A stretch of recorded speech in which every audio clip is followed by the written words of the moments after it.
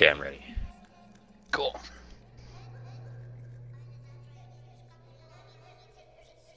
Roll initiative when you can, Patrick. Oh, right, hang on.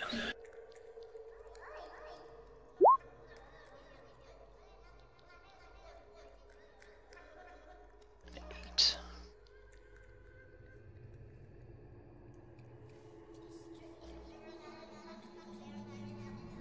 Cool.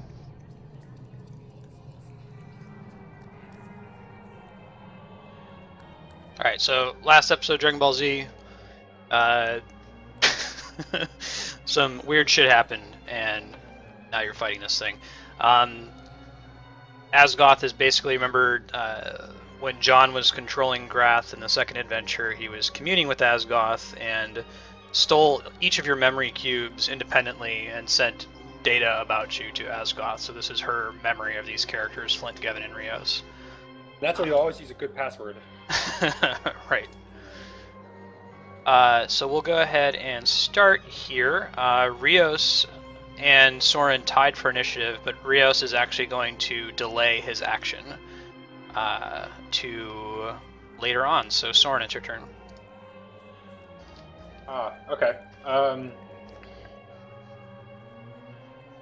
gonna make a split decision here, and I'm just gonna guess that these people are not friendly. They are not here to talk, much as I would like to. So let's just do stuff. The little tentacles are mini minions that do nothing. They don't attack or defend or anything. Yeah, I'm sure they will have no impact on this encounter whatsoever. Okay, I am going to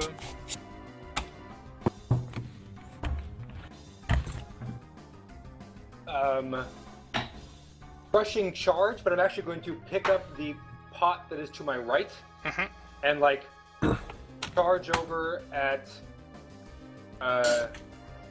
Rios and like smash him with it using my crushing charge.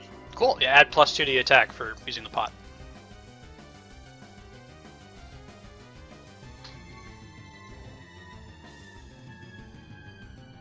That makes everything better.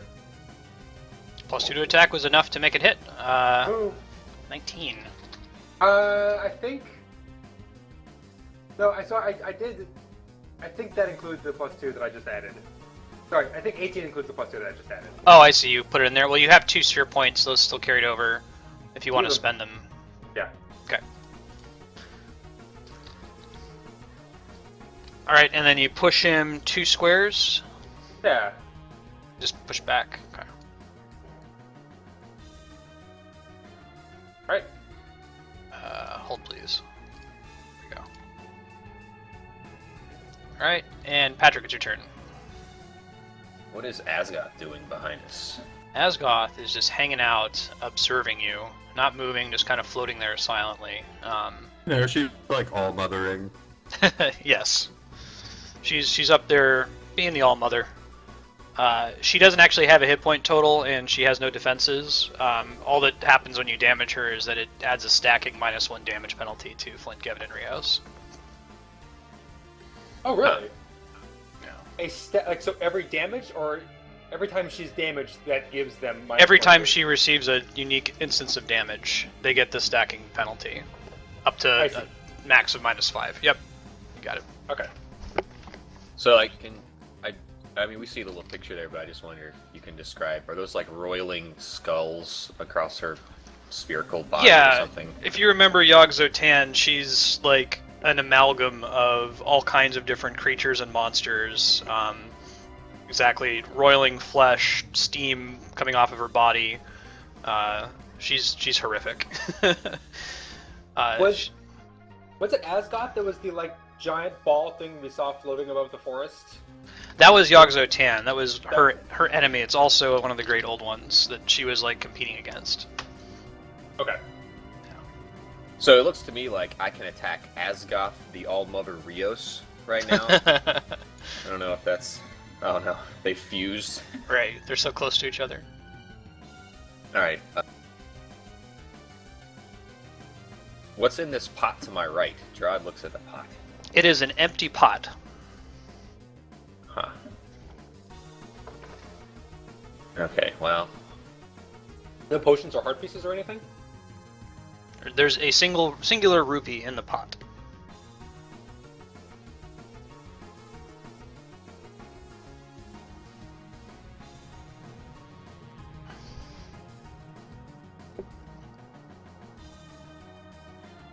Wait, hang on, I got a new message.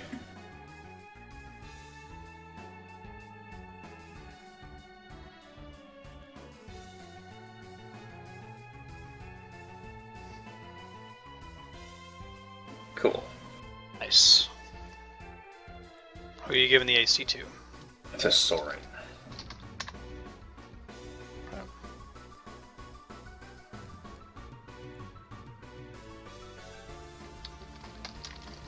And then I will, You can pick that up, Jay.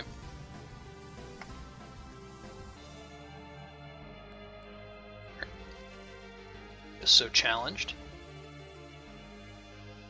Alright, it's Flint's turn. Go ahead. Did I do 1.5 times extra damage to Rios when I hit him? You didn't. We can go back and add that. So you did 19. If you guys would be in charge of your buffs, let me know. Sure.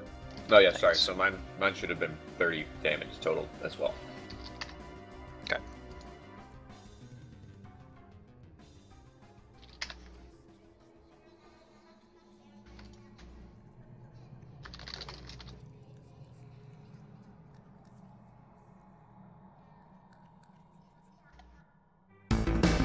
Whoops, it's a little loud. Did you Google, like, creepy talking children song to get that other track? That would be Silent Hill 4. Ah. Alright, so Flint is also going to delay his turn so that Gavin, Rios, and Flint all share the same initiative now. Uh-oh. Alright, you guys are going to have to bear with me here. This is going to take a sec. Let's see. You don't have to move anywhere. Nice.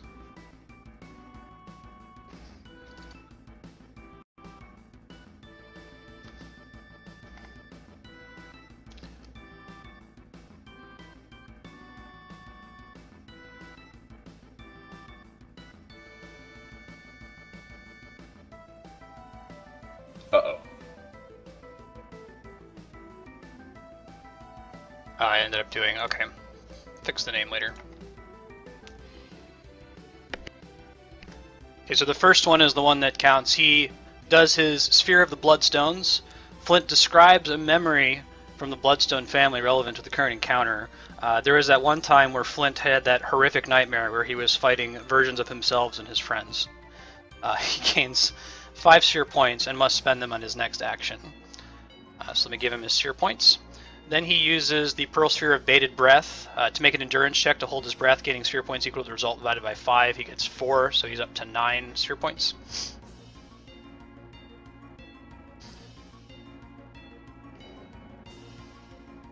He steps over this pot here. He uses Avenger's Call to summon Rios to his side.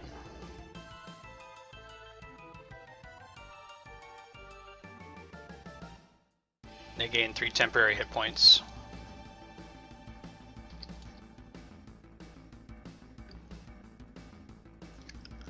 He's going to use an action point.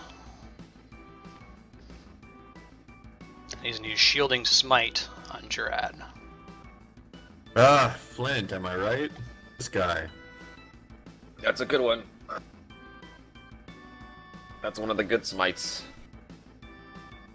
And he missed, but he's going to spend the 4 Sphere points that he just accumulated to hit for 22 force damage, giving the AC bonus to Rios. Alright, so that is Flint. Rios is going to do some stuff. Does Pat get half damage from his clone? I can't see what things he has. I do. So you only take 11 damage? Yes, I do, yeah. Okay, if you just heal yourself up back for the 11. Sure, yeah. No. Rios uses Entomophobia, got a critical success, gains 10 sphere points, transforming into an antlion.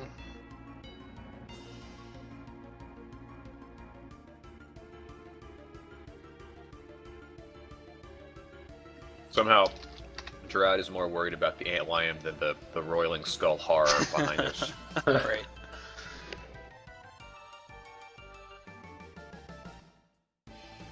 Well, that's what that sprite is for. I've just been using it as an alternate spider, because it's colorful.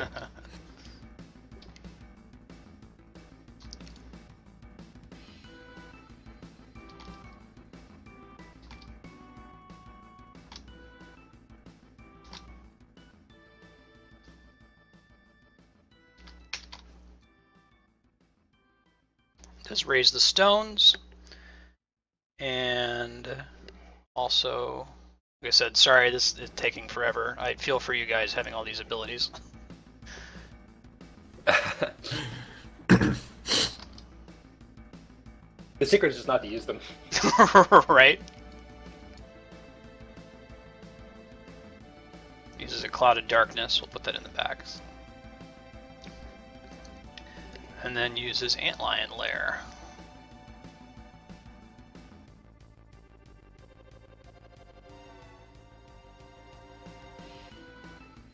Against Flint. For 15 damage. Oh god.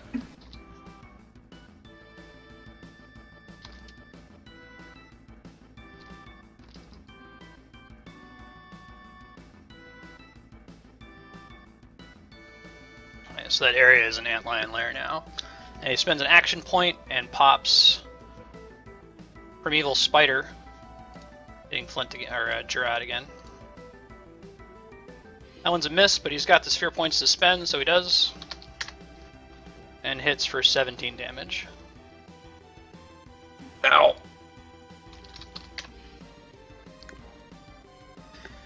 That's it for Rios. Gavin.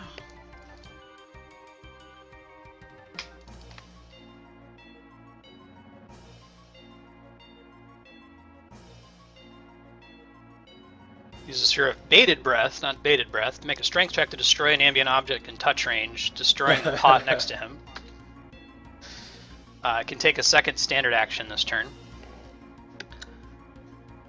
So is that what that ability lets me do? Yep. Yeah, I should do that. It's once per day, but Sphere of Merrily gets a critical. Gets 10 sphere points.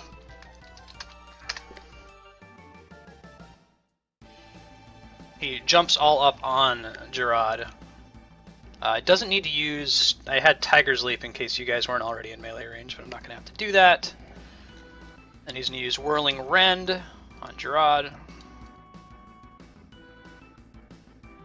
And he can spend 6 points to make that hit for 15. Adjacent creature other than the target takes 14 damage. He chooses Flint to take the 14 damage. Having dealt damage to one of his allies, he uses this power. When you damage an ally, spend 2 sphere points. Oh, go ahead, Patrick. No, I take half of that damage if you hit Flint. Yes, that's correct. My debuff. Yep, so you take another 7 then.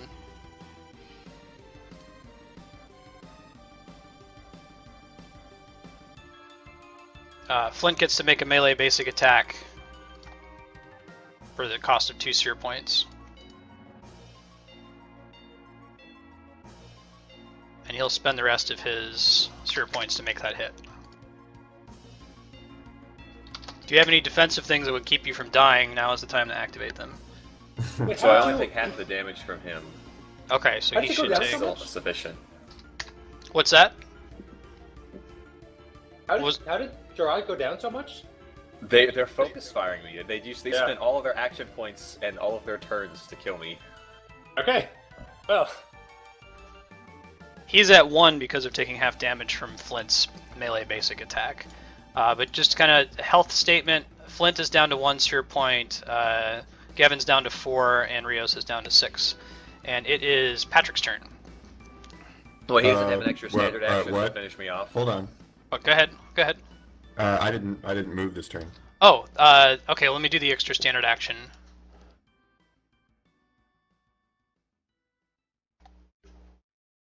What?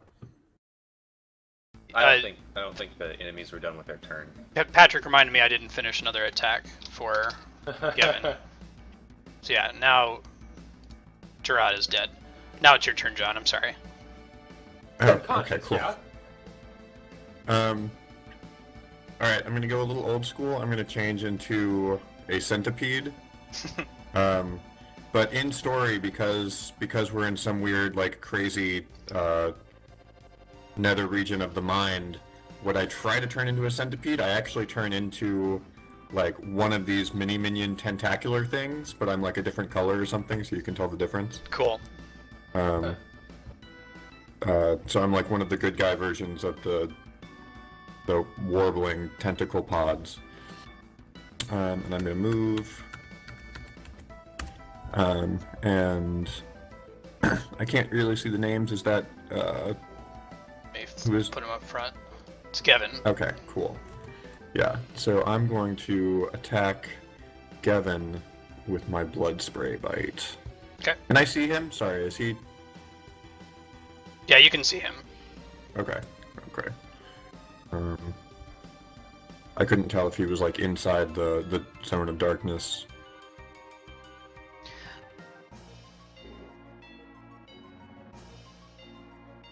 Blood spray bite is a miss, and you don't have any sphere points to spend. Okay. Unless if you want to use entomophobia first, that would give you the amount you need, possibly. How much would that give me? Because I missed by like 8, right? Yeah, I guess if you rolled a natural 20, you could get the 10 sphere points. Mm-hmm. Okay, well, I mean, even without having used the power, I did kind of describe, you know, the hideous transformation already. That's true. Sure, so I guess I will go ahead and use that then.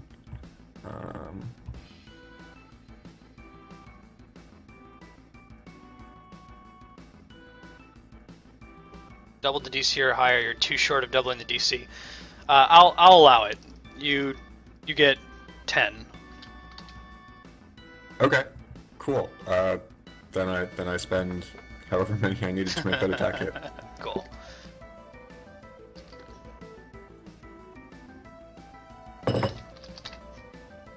Alright, Asgoth does her one action for the game.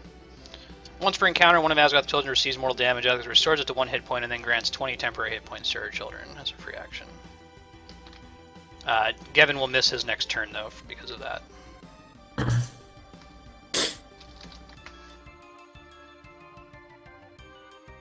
Got an action point? Oh, are you talking to me? Yeah. Sure, I use an action point. And I will... Hold on.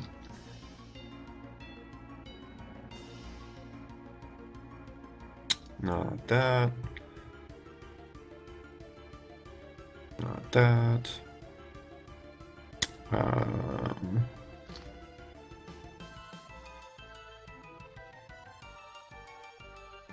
Sorry, I wasn't planning on having a second thing to do, but I guess we need to do it.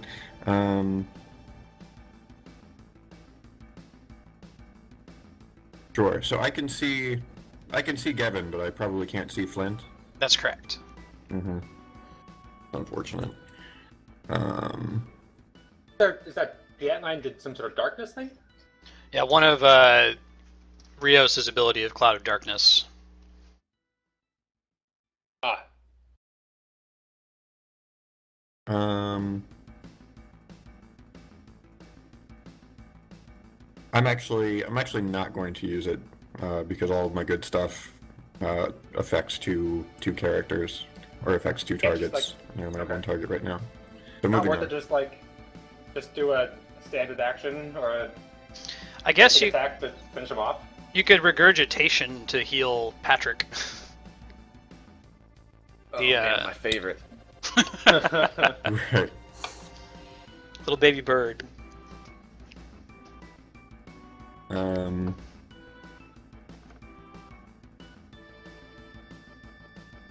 Sure, I'll do that.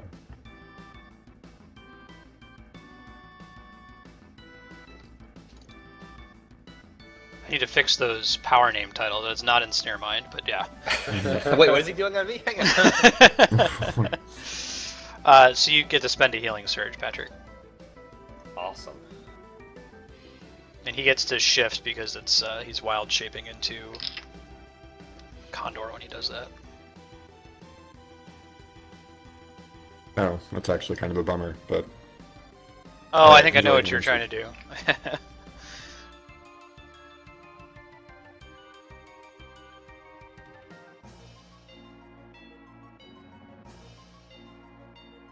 Alright, Jai, it's your turn. Alright, let's... Thundering Howl.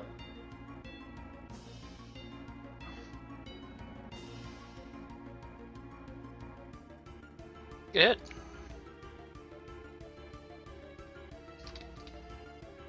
Probably should have targeted somebody else, but... Oh, that one took out his temporary hit points? Yeah, it did 19, so he's down to 1 temporary hit point and 1 regular hit point. Right? Well, but I go on to spend an action point. Okay, so did you do the damage to the neighboring... so 1 damage, or whatever... total of 6 damage to... Oh, okay, so I do 4 extra damage to Flint and also to Asgoth, if Azoth was in that blast 3. Yes, she is. And to Rios, for that matter. And I'll Kind of hard take to see. 2. Bullshit. No, so I missed... If you hit Flint, I take half of it. Oh, so that's how that happens. So don't hit him a lot. Got it. So Yeah, that was one of the things he failed. He doesn't know that he's hallucinating. Ah, I see. That sucks. So it also pushes Flint and Gavin 4 squares. Okay. Let me put Asgoth in the back. I'm just gonna move her to the map player.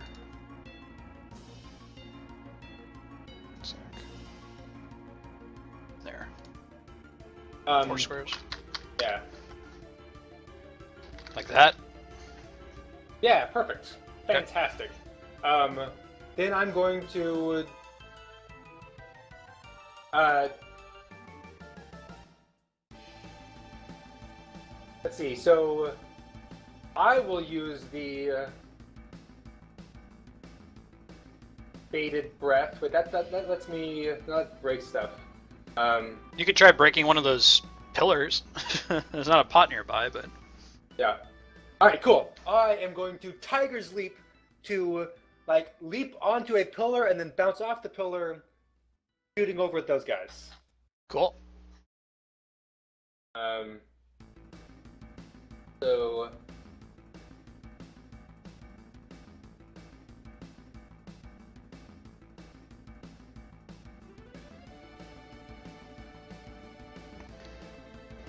I think we saw the required strength check. Since it's a big pillar, I'll make you make it. For a clay pot, I'm not going to worry about it, but Sure. Oh, did I not? No, just roll strength check. You should be able to do that from the stats tab. Got it. Well, I'm incorporating leaping into this action, so I'm going to use the Marley ability. Yeah. There you go. Sweet.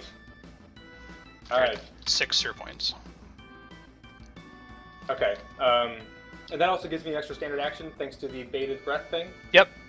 Alright. So bouncing off over here, and just, heck, you still take damage if you're that far away? Oh, that's just a general thing that happens. Okay, got it. Just don't hit him for 34 damage. Yeah, no problem. Fuck it, let's just Whirling Rend. How many hit points does Gavin have left? He has one temporary hit point and one regular hit point. Alright, I'm gonna Whirling Rend onto Flint. Okay. Spend the sphere points, I take it? Sure, why not?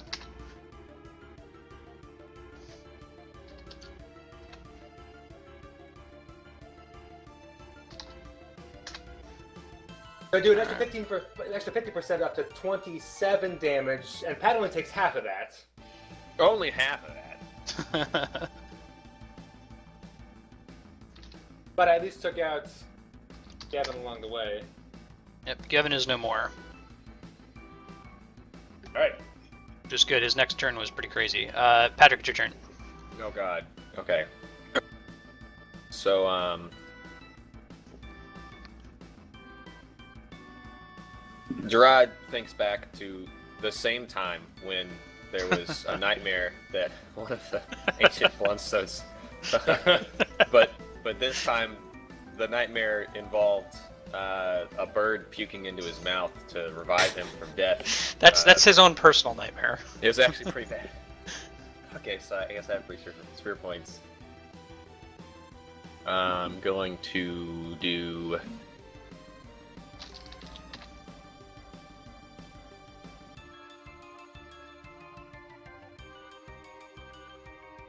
Yeah, okay, hang on. I don't think I have to roll for this. Boom. So I'm using my second wind because I'm a dwarf. I mean, you know, a minor dwarf action. augment. Yep. Yeah, minor action. All my allies get 12 temp hit points. Not me, though. Gotcha.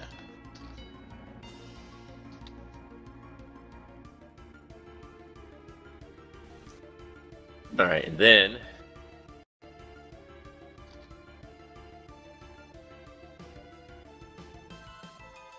I'm gonna smack the scorpion, or the antlion. And you miss, but you want to spend 6? Yeah, I will spend 6. 16. Alright. Now I can spend a healing surge. Yeah, I will pick me. Okay. And then for my minor, or my, not my move, my other minor, I will spend, I will lay on hands myself. So I spend 2 surges for all that. Cool. I mean, 1 for that ability, 1 for that hit. That's my turn. Well, my plan here involved Gavin doing shit. He was going to do Bad Constable and Stone's Endurance, but he's dead, so he's not going to do that. Rios moves toward Flint, and you'll get an attack of opportunity against him, Patrick. Oh, okay. And he uses Regurgitation.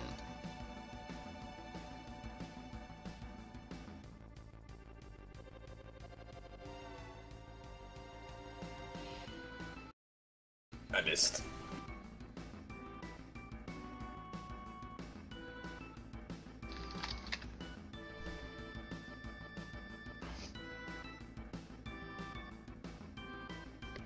All right.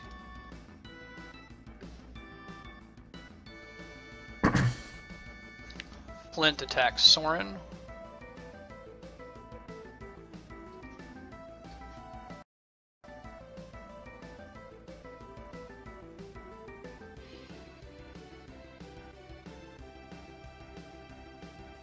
And he's out of sphere points, so he can't make that hit. Miss, half damage, so you take 8, Jai.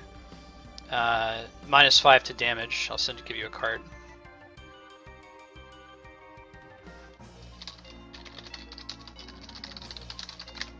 It's for you, Jai.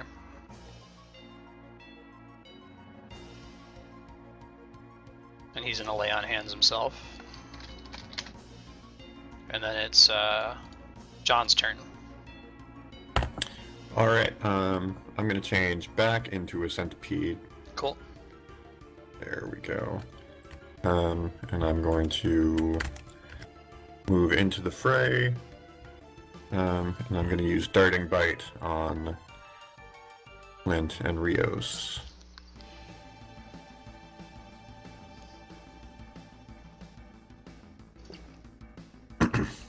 19. Alright, so that hits, and I do 1.5 X damage versus him. Yep. 27. And then against Rios, Gum of the Earth. That's a miss. I miss. Against your point. Alright. And that's me. Alright, Soren, you're up.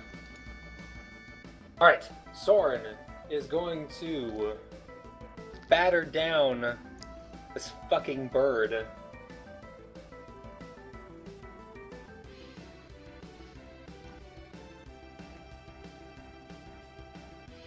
That's enough. Then I'm going to spend an action point. As a philosopher, I've thought about many situations in which the reality around me is not what I have I can conceive of a reality around me in which my senses are being deceived, and in which nothing is real. And so I am going to try to pass that on to Gerad and explain that to him and help him conceive of how this stuff is all fucking ridiculous and you shouldn't ignore it anyway, because even the real world is totally an illusion. And this is even less real than the real world. Just Gerad, make an insight check with a +2 bonus. Alright. Soren's demon. Yeah.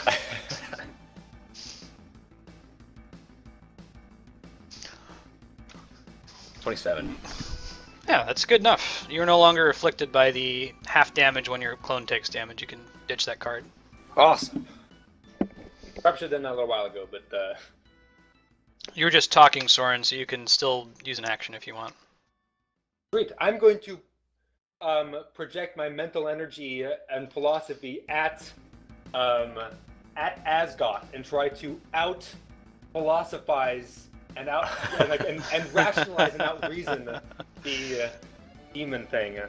So let me... what? That seems like... Is that a history or intelligence? Or insight check? Perhaps insight? Oh, insight. I think insight makes sense.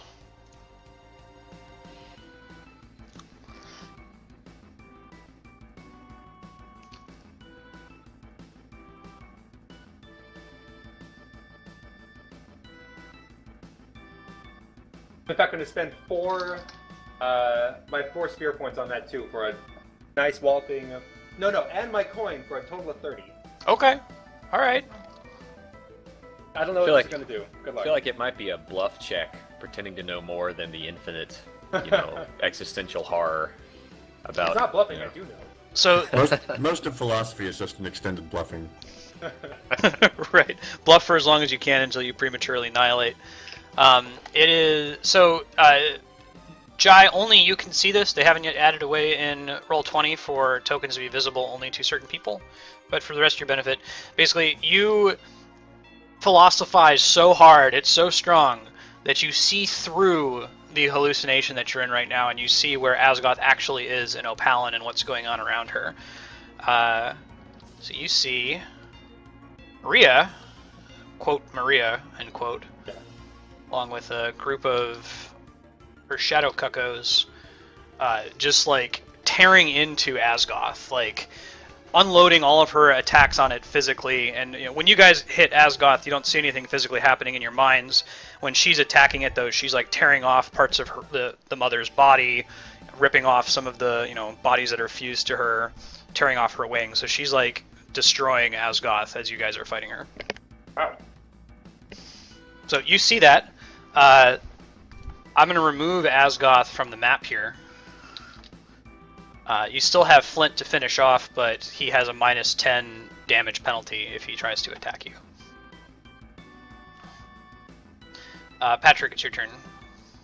Alright, I'm gonna shift move out of this difficult terrain and then charge Flint. I'll remove those.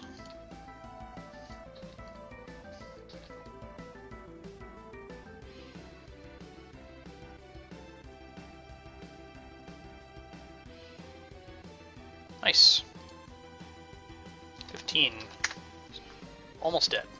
Alright, and then that's my turn. Okay. Flint gonna heal himself. He's gonna try to Paladin's Judgment Ailonz.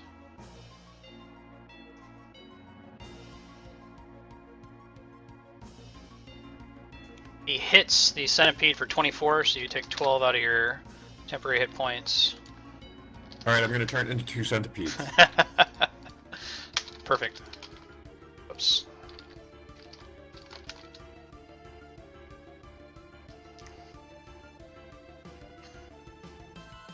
And he spends his healing surge. And then it's your turn, John. So they both get to act independently, but they both do half damage. Yes, they both do 1.5 times damage. Nice. So I'm going to flank him with myself. And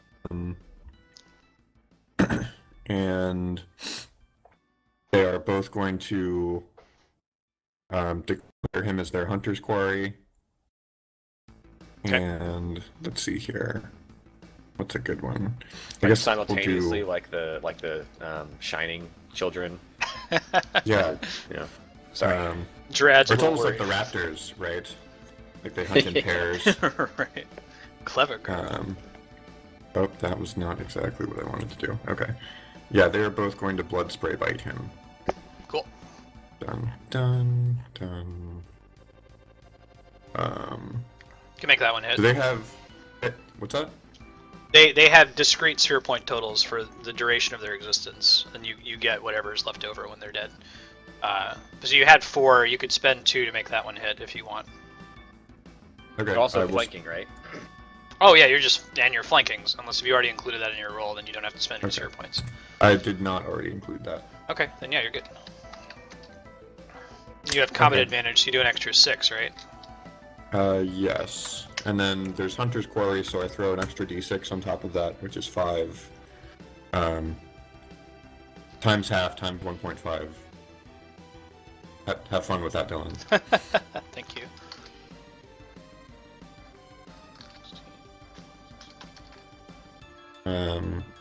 And then the other centipede will do that as well. And He's crit. at 2 hit points, and the crit is going to destroy him. Cool. So I think Gerad probably understands that he's not hallucinating anymore. The philosophy discussion was pretty effective, but he still sees what he thinks as Flint dies. He thinks he sees in his eyes this. I always knew it would be the bugs kind of look in his face. This was what was going to happen the whole time. All right, good job, guys. That battle was entirely mental. Gerad, going forward in the story, you might have permanent mental damage. Like when we do the post-adventure, what happened to Gerad, because he got reduced to 0 hit points during that fight. But because it was entirely mental, your sphere points are all going to reset after this, and you have all of your dailies and healing surges back. You're back at full. Give me 1 second here.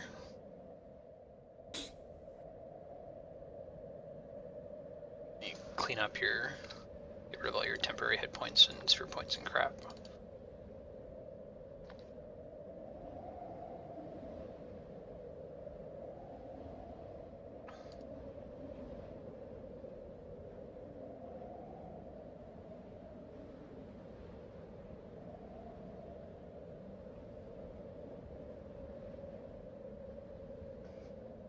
Alright, and if you guys would refresh real quick, it's been a while. Should just be like a sound of wind playing right now.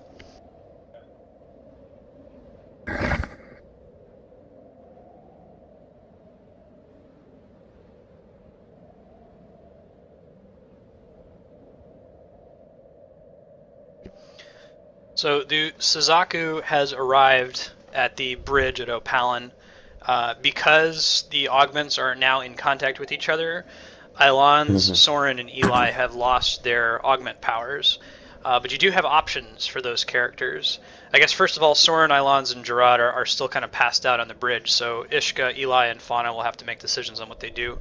I have Ishka on the map here, but my understanding is she's still like bound in the ship's hold. So I'll let you guys role play out how you want to handle that.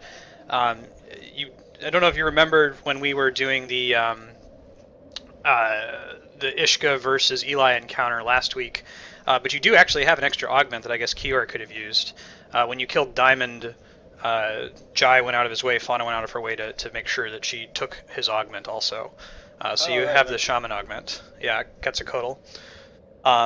You look over on the bridge to the west, you see there's just a lot of gore and you hear some clucking sounds. What do you guys do? Oh. Uh-oh. So wait, which are we? Are we both? Yeah, you control both. No one's an NPC right now.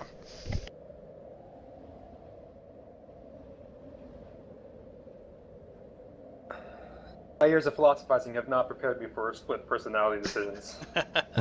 So Eli is pretty sure that the airship landed on someone on the bridge. So he's gonna go check that out. Sure. Oops. So you recognize her because you met her briefly in the Blood Sands, but Bora is dead. During the Golgmoth fight and the Asgoth hallucination, something killed her. There's little shadow cuckabos pecking at her entrails on the bridge. That's adorable. Aww. Yeah. And her augment, Fistandantilus, is still there. Has not been taken. Whoever killed her clearly didn't care about her augment.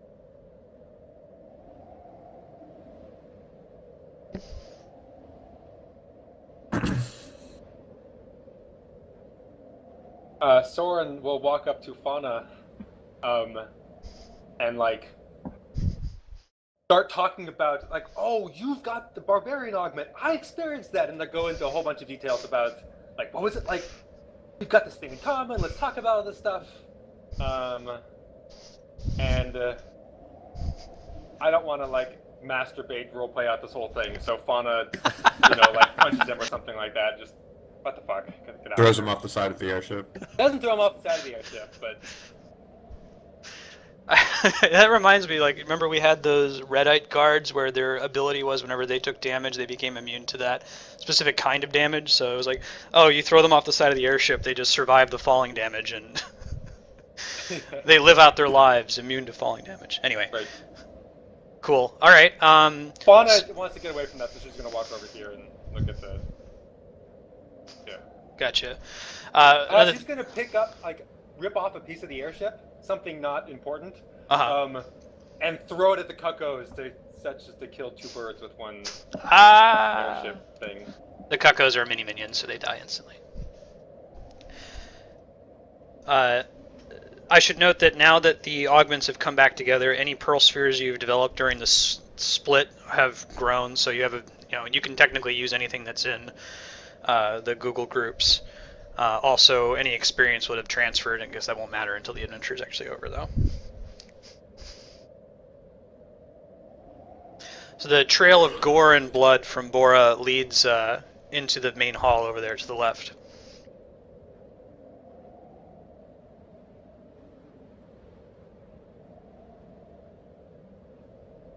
I've forgotten. Where did we leave? Where's the last time we saw Lucian? That's a really good question. Lucian is nowhere to be seen. He was here with you when the hallucination happened. You don't see his corpse anywhere. He's just gone. So is, what's her nuts? Beatrix. Huh. So, Soren is going to, like, say, hey, I know I'm, like, kind of new here, but can I have one of these augments? I mean, I totally understand if you don't want me to. They're very valuable possessions, and they might be, like, priceless family heirlooms or something, but...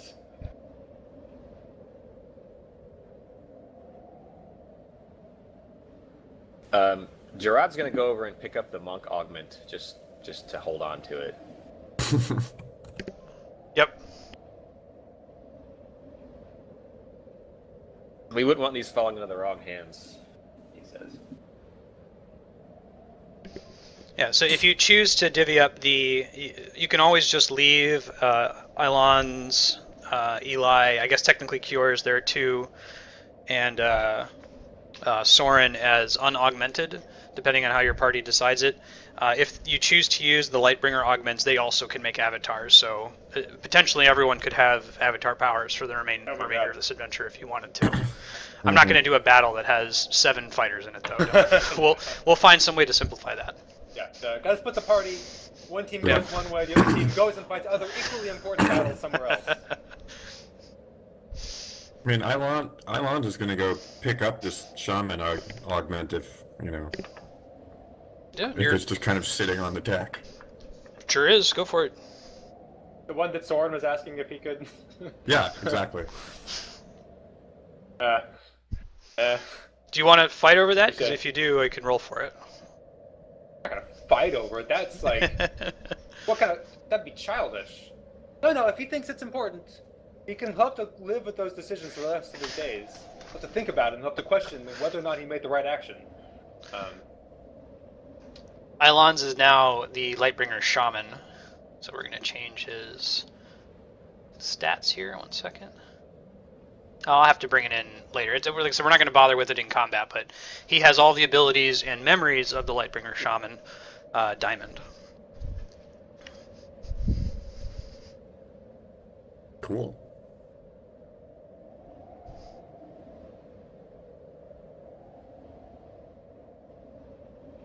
Bon has been cooped up for a while, and just like wants to get off the ship and kind of wants to go take out some pent-up aggression. So she's gonna follow the trail of gore. Okay. I'll cut to that here in a second. Before we cut, I think Gerad wants to take Bora's whatever's left of her body and put it on the ship, so we can dispose of it, you know, honorably. Done. Walking Dead, the Restless will remember that, provided that, you know, they have any way of learning this. Yeah. Soren thinks long and hard about things and then takes Bora's augment. Very good. Oh no, wait, that's Pistandantelos, right? Yeah. Oh, never mind. So Gerad already has that. Never mind. He could implore Gerad to have it.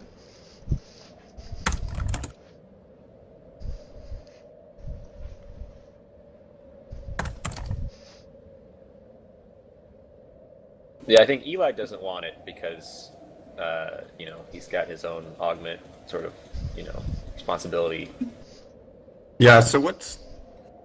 so Ishka's just kind of, like, underneath, like, in the hold, right? As of right now, unless if you... whatever you guys decide to do with her. You can... If you wanted to, John, you can try to, like, break your bonds in the hold. Mm-hmm.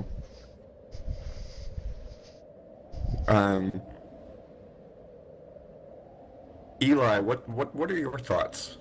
Because Ishka and Eli are kind of in telepathic communication, right? Mm-hmm, that's correct. There's that whole thing. So Ishka's probably going to say something like, you know, if you guys are headed into dangerous territory, it's probably best for you to either bring me with you, or to assume responsibility for the augment yourself. He says euphemistically. I think Eli's very worried about the whole thing with Ishka, but sort of understands from what's going on here that maybe he's being swayed that they were extenuating circumstances, and his years of training are telling him that that's not the case and that he should just kill her now. But I think he's getting a little soft. So I think if you wanted to persuade, I think he would be cool if Ishka went, you know, outside this left doorway, but he would go too. Yeah, I mean, of course he would go. Both Eli and Cure should be coming, I guess. Sure. So maybe what you could do to represent that you're very cautious, Patrick, would be to implore either Soren or Ailonz to give, I guess, both Eli and Cure avatar power, since you're just like regular dudes now. Yeah, absolutely. Because normally the thing is that, you know, John will give you, or Ishka will give you the powers of the Barbarian and the Paladin so that you can finish her off, but that's not an option right now, so just having the ability. But someone with a Lightbringer augment could utilize any of those. Exactly. Someone wants to point out that he could use the monk augment quite responsibly. I might even go on to like make a foundation of Lightbringer philosophers to, you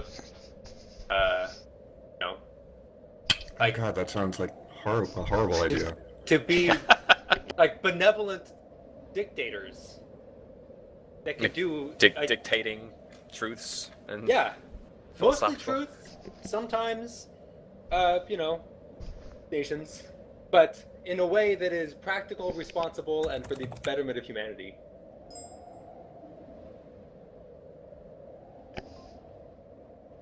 He's thought it through quite a bit, and he assures you this is the correct decision. I can hear you guys. Keep talking. I'm just running the restroom real quick. Got you on mute. As a side note, I don't know how the party ends up getting split up, but like if Soren ends up going like with Ishka route, he might be able to do like philosophy on her to try to mitigate some of those mental health problems that she's having.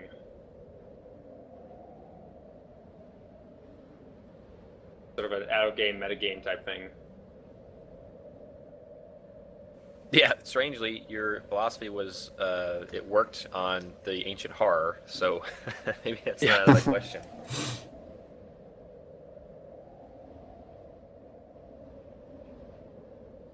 But I think Gerad has poor. He can't read people very well, and so he was strangely swayed by your speech just now. Mostly because I think he's worried that there's some shit going down, and we need some more augmented people.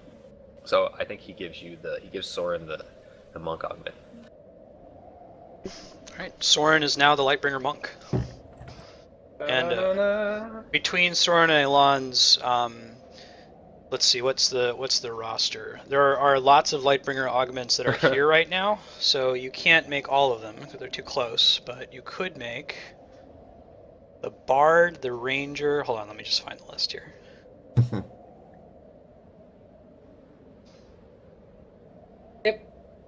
Unless you decree that it matters to him, it probably doesn't matter. I guess I don't know how things could split up, but well, yeah, I guess it might after the end of the adventure, but sure, it doesn't matter. If you want to give them avatar powers, you do. Bam. Done. Cool. You delete these cards. All right. Just a quick aside. Is there like a simple list of all the Roll20 like macros and commands? Like I've tried to /help, but there should be on the wiki. Yeah, here I'll paste it in the chat. Thank you.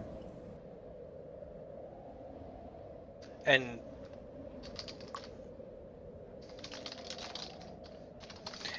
oh yeah, so heads up. Also, you can use TeamSpeak to whisper me, and you get like nice fancy tabs, and the whisper is persistent. Whereas if you're trying to use the chat in game, that's kind of a pain in the ass. So if you want to use TeamSpeak to whisper me, go for it. I also get a different. I get a different sound effect from TeamSpeak as well. So you guys, is everybody going into the main hall? Like the for real main hall, not like the sexy vampires Rebecca Black main hall? Oh, yeah, right. That took me a moment. No, Fauna's definitely already going in there. despite the fact that she has no idea what her character's motivations or role-playing stuff is now. It sounds like her motivation is she wants to let off some steam and destroy some shit, right? Yeah. Just gonna go in there, punch some faces in, maybe go find some like hot stud in town to fuck and just like relax a little bit. Very good. Yeah. Alright, well I'm going to just move forward assuming everyone's going that way. If you want to send your character another direction, now would be a good time to say it. I guess you could go back to the Mushika, you could go to the Opalan City. You know, if you just don't want your character to be included in the adventures going forward, you control both of your dudes that are on the screen right now. So actually now that I think about it, maybe Soren goes with Beatrix to try to do stuff about, try to like regain control of you know, Opalan. So Soren like goes to the Opalan City, is what you're saying? Yeah, because we're just out, like, we're kind of in the middle of the city right now, right? Right. At the castle or something? Right. Yeah, so maybe Soren, presumably there's, like, shit going down around the town with monsters and stuff. Mm-hmm. Soren's going to go with Beatrix and whoever else wants to join to try to, like, fight on that front and make a lasting impression. Beatrix is missing, but I think you could still make the same decision whether she's with you or not. So, sounds good. Yes. Yeah. Okay. Well, yeah. As long as we're all kind of splitting up, Ailonz is going to be like, I think that I've made a good contribution to the world, and this would be a good time for me to go back to my tribe and... Now that I have a Subtext. shaman augment. Yeah. Convince them all to let me rule them. Yeah, I can go back and use my extreme powers and great responsibility to, like, boss around 30 or 40 people. Awesome. Okay, got it. You're going to see I've got preloaded everybody just in case, so we're going to delete Soren and Ailonz.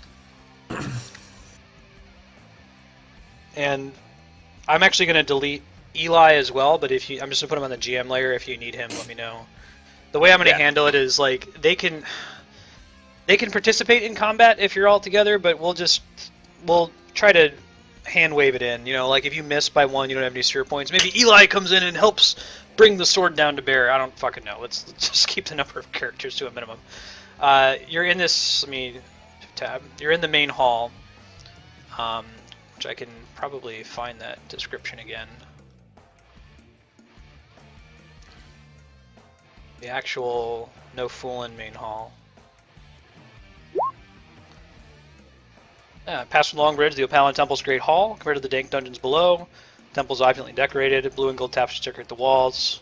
Soft artificial lights, not unlike those on board the Mujika, reflect off the pristine floor. So this is the Orange Basilica. It's where the Orange Beacon is kept. It is a very, very old ruin built by the ancients, so it has survived the Nightlands many, many times, and it still has some of their technology, which is interesting because the Orange Nation's always going on about, you know, abandoning the technology of the Deceiver.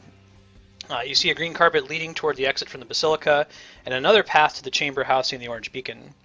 Ignore the little Asgoth thingy. There are 2 injured guards standing defending the path to the city, trying to keep whatever's in the Basilica out of Opalin. And I don't know if you guys, I don't think you can see them from where you are, but you're welcome to explore this map here. We can't see what from where we are? The 2 injured guards, they're... Exactly. Yeah. Okay.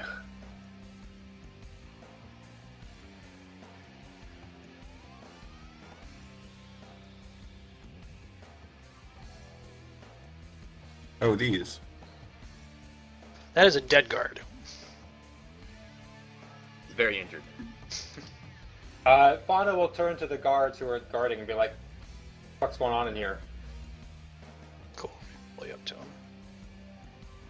Make an intimidate check.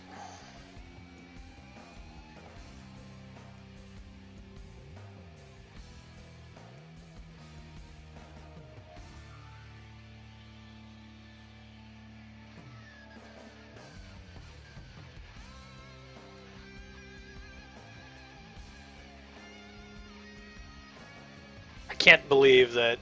So, how do we narrate that Fauna fails an intimidate check? She's just out of sorts. So guys, like, I need you to, like, tell me what's going on here. I think those guards are furries, and so they're kind of turned on instead of being scared. Right. Very good. So they just say, you know, are you friend or foe? We're trying to keep out the invaders from the Holy Orange Basilica. I'm a friend. Ish. Kinda. Just get the fuck out of my way, okay? Or I'm gonna punch your fucking face in. She says, having already failed the intimidate check. So in there is towards Basilica, or that's out towards the city? That goes toward the city. The other path to your right there goes to the Beacon Chamber. I see. So they're like protecting the stuff that's beyond that door from what's inside here? Other way around, they're trying to keep whatever's beyond that door from getting into the Basilica and defiling it. This is like a holy place for their religion. Ah, got it. Okay, so there's shit outside the city that's trying to come in. Yeah. Okay. Well, whatever. I need to go out there anyway. You stay here, fuck shit up, get fucked up. I don't care. Although actually, you're kind of cute. So let's talk. Maybe later. Whatever. Okay, moving on. They're badly injured. They don't think they could survive a fight with you. They notice your augment. They just kind of move out of your way. But they don't divulge any additional information.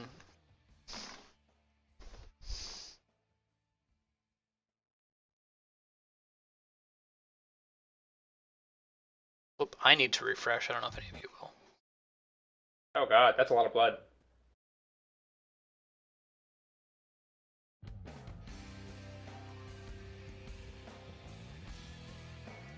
I guess if Soren was going into the city, this is really where it would have happened. He would have met these guards. This would have been his path to get there.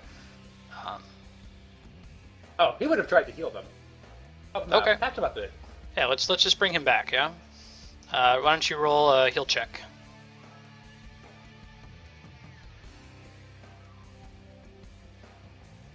Yeah, that's good enough. Stabilize them.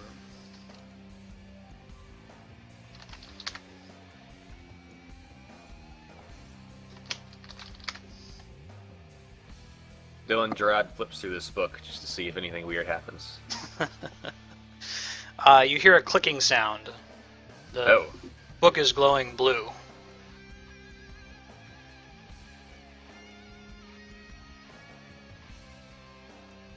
What's on the floor here? It's a fancy carpet. Okay. Like a portal or something? No.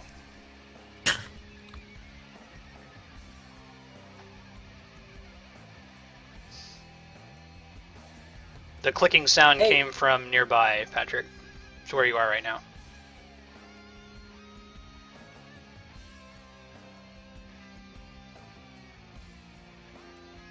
Succeeding on the heal, having Soren succeed on the heal check reduces the difficulty of the two other checks to DC 11, which I think is what Fauna rolled, right? For Intimidate? Yeah. Alright. Let me fix their titles.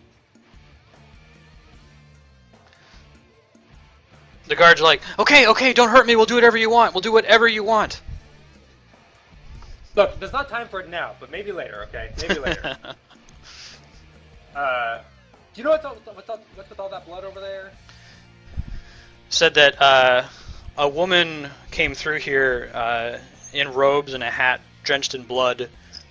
She just seemed on a mission. Behind her was this heavily armored guy. He looked like he was one of the Restless who was trying to follow after her. They ignored both of them. Since their mission is to guard this door and keep stuff from the city getting in. Got it. We're just door guards.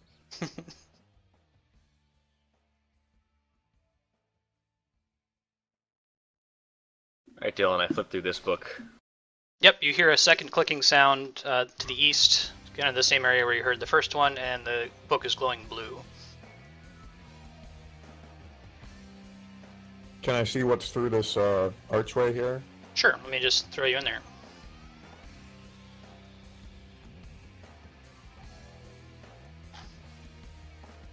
Ignore the massive characters at the opening to it.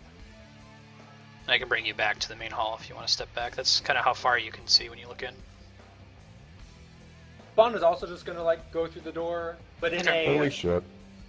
goes in there, and then like enough time passes for Gerad to do whatever the hell he needs to do in here. There's one more And then- book. This book. Yep, it glows yellow, and this thing happens. Aha! Is the cucko, like, pecking at the corpse again? That's correct. Eating the all kinds of different kinds of entrails around the corpse.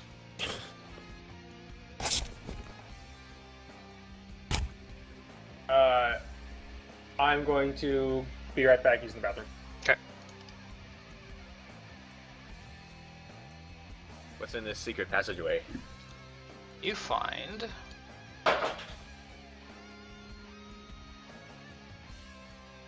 Again, ignore the number of enemies, or number of characters.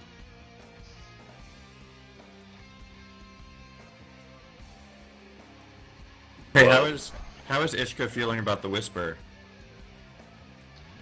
Let me talk to you about that. Yeah, sure.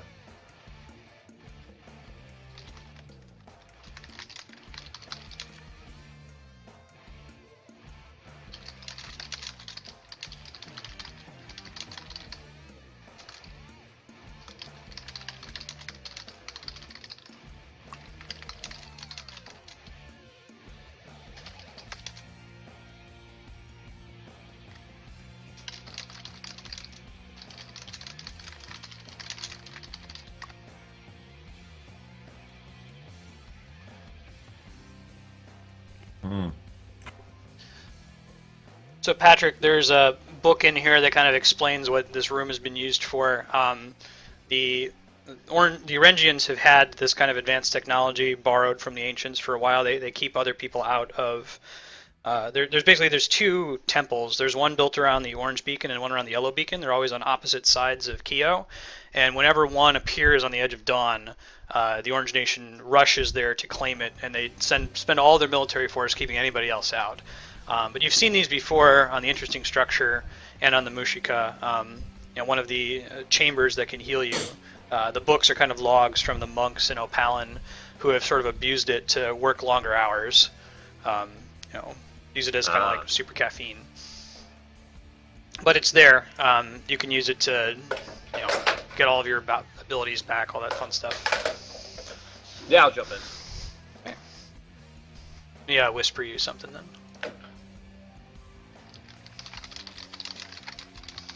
Alright, I'm back. What the hell's going on? Well, the party's split at the moment.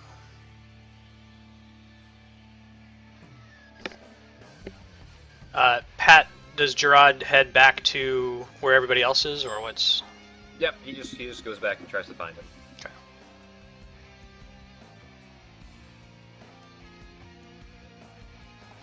Okay, everyone is now in the beacon chamber. Where's Ishka?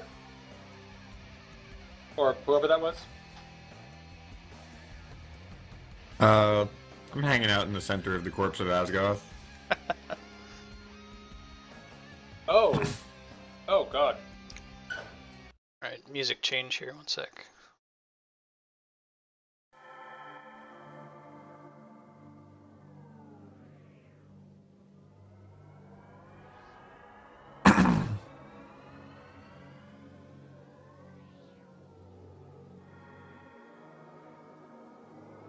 Fauna's gonna grind these shadow cuckoos beneath her feet, beneath her boots.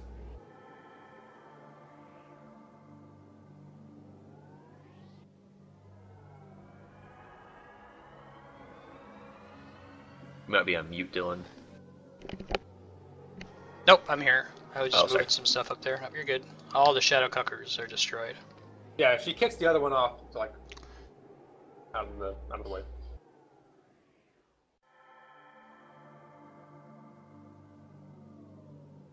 Huh. So Gerad's super confused because he didn't see the vision. Oh.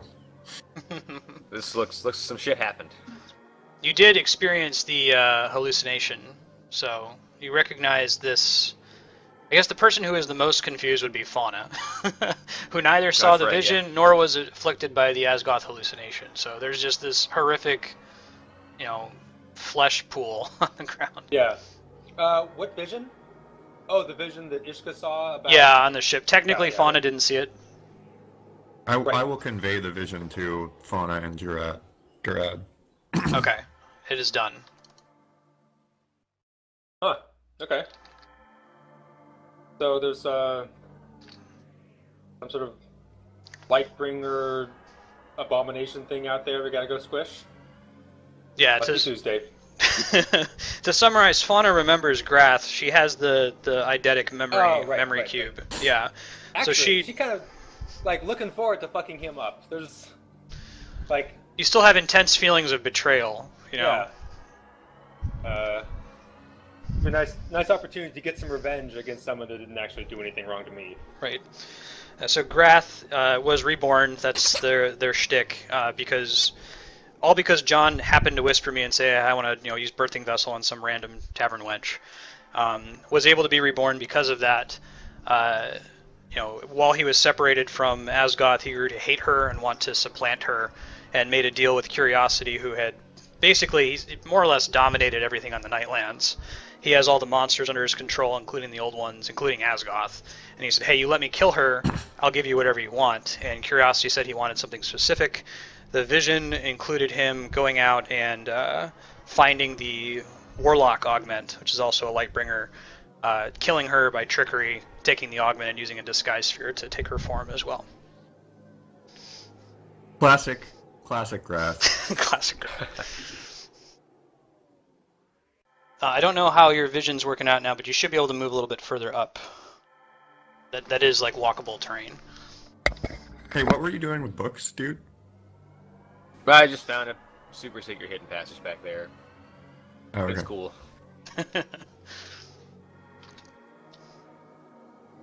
Oh. Alright, so you find Lucian. He's at the verge of death. There's a shadow cucko that's kind of just like pecking at his armor, not doing any damage to him. But there's a pool of blood around him, and he sees you, Gerad, and he just kind of rasps, she's up there. You have to stop her. And he points up above you. While I reveal this, you can try to do the heal check if you... I don't know how you feel about healing Lucian. Yeah, I know. I do. I will try.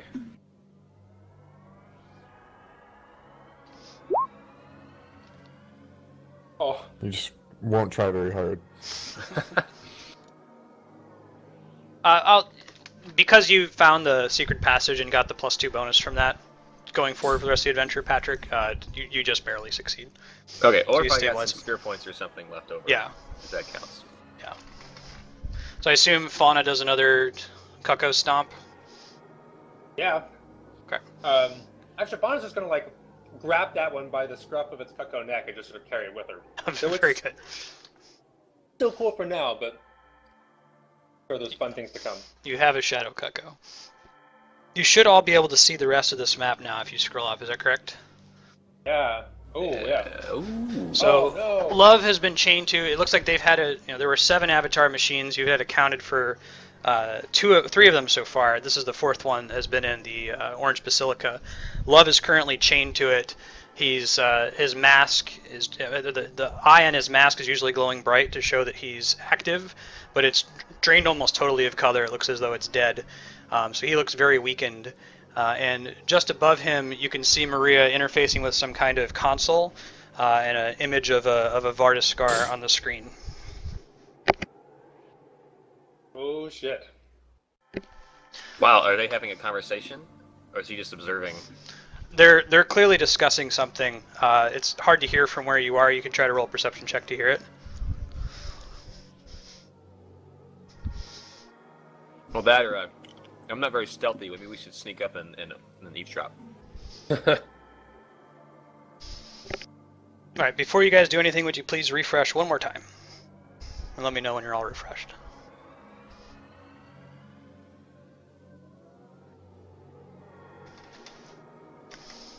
Okay, I'm Quite refreshing. refreshing. John, you're good? Yes. Alright. Let me music here in a sec. The orange beacon over to the left suddenly flares to life. Glows very brightly, and a green image is projected huge. Now, the way the beacon works is you can see an image where you are. There's a skylight above you where you can make out the black cloud hovering ominously above you. The beacon also sends a big projection along with an audio projection to anyone within hearing. So basically anybody in the city of Opalan would hear this. You would presume that if there's a broadcast happening to a beacon, it's probably happening to other beacons as well.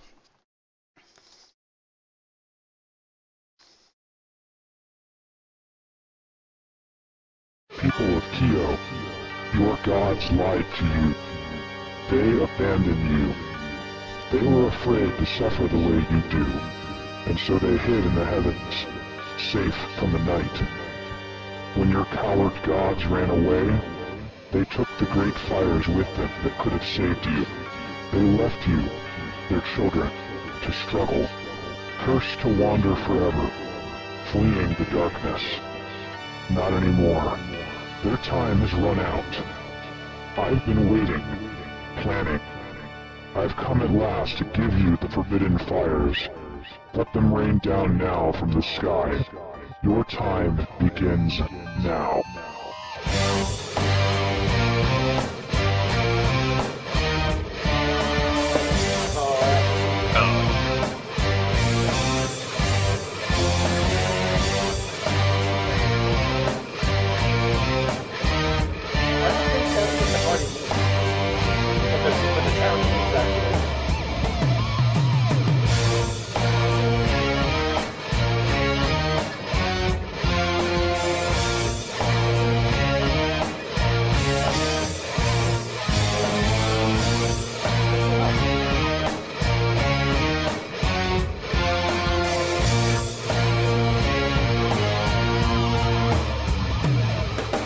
I've torn the curtain, separating you from perfection. There are no real gods. Not yet.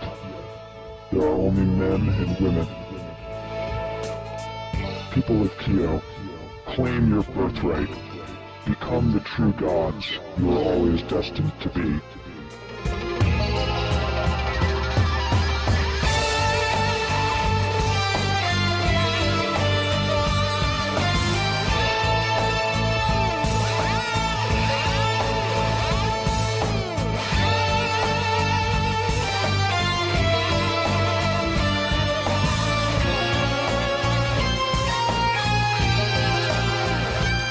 The warlock turns away from the terminal and walks calmly towards you. He's a real talker, isn't he? She stops in front of you, sizing you up. It's always good to see old friends. The betrayer, Grath, discards his disguise.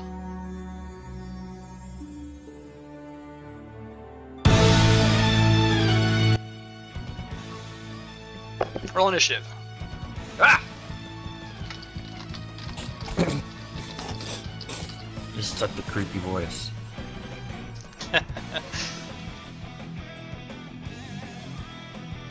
It looks like Lucian's done some damage to him.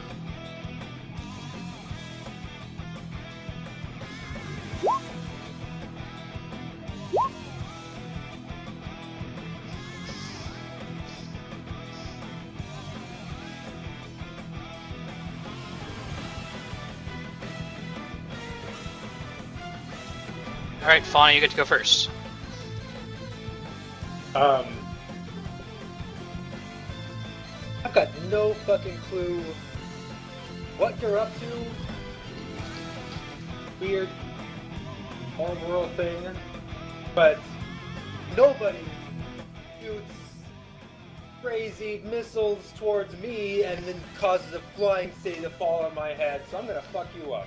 And Fauna does know that that's Grath, which you'd remember from the betrayal of Dieter. Right, yes. Cool. Sure. So Fauna is going to go into a Thunder Hooves Rage.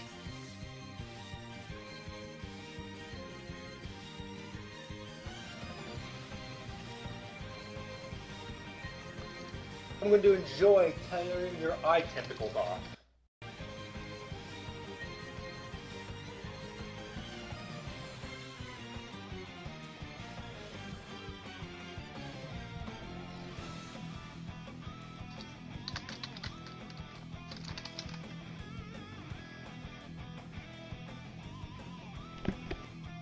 It's a big hit, 21 damage. Right.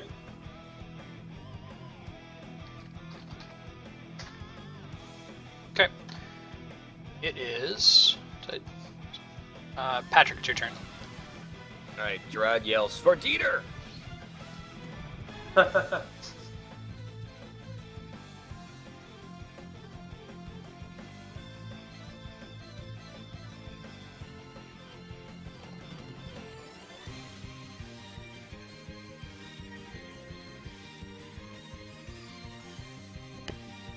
Big hit, 21 damage. It has -5 to damage rolls, is that right? Yeah. thing to remember that. I'll just be putting my stuff on the board. It's easier than me putting it in my hand. Okay. Save ends. Got it. Anything else, Gerad? That's it. Okay. It's Grath's turn. Still has the Warlock Augment.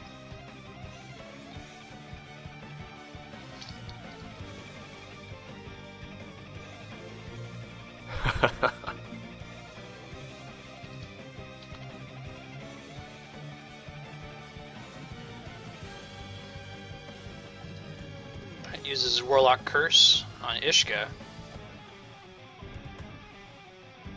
And Eldritch Blast. And it's miss. Elder Cucko's turn. Take some radiant damage from that. He does, thank you. 6, right? Yeah. Cucko's do a Blast 3. Work Blast. Warped Work. 16 versus Will on Fauna. 6 psychic damage. Fauna's dazed.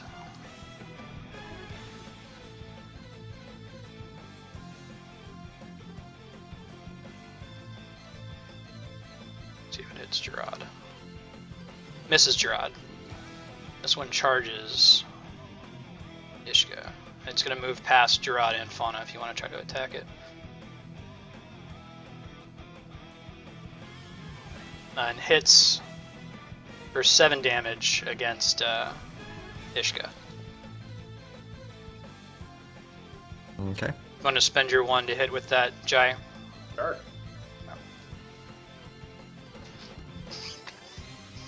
And then it's Ishka's turn.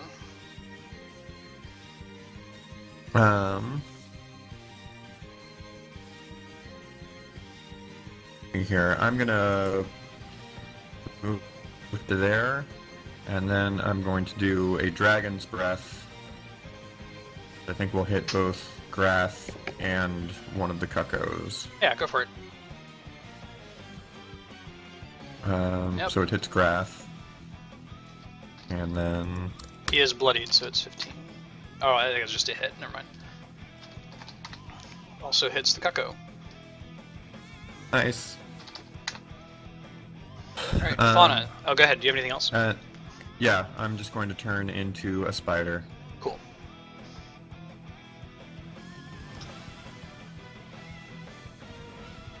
Fauna says, "Go, I've been wanting to... what the hell's going on? Whatever. Smash." Grabs the Shadow Cuckoo, and batters down Grath with it, kind of like shoving it into its eye hole. Add +2 to your attack and damage. Cuckoo explodes in a burst of black feathers. Have you seen that? So that misses, because I... Included your +2? +2. Okay.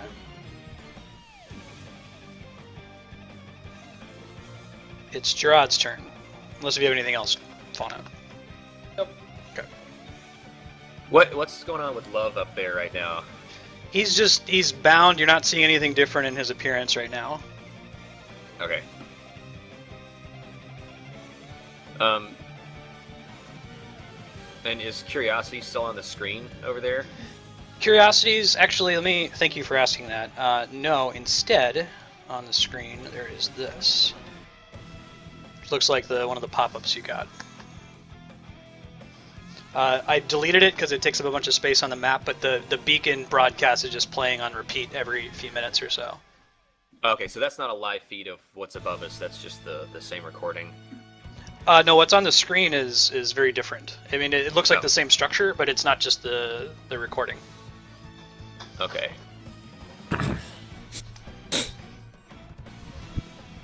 Okay.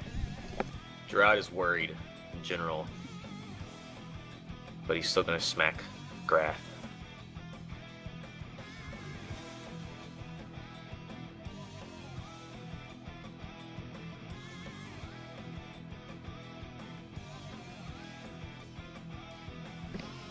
Cool. You hit. And Fauna gets a +3 AC till end of next turn. Grath's curse is already applied. He's going to do his upsetting onslaught. God damn it. So when they did the depth server, they changed up like the position on some of these fields, so it ends up hitting the wrong macro. They just have to do it manually. It's okay. Ah.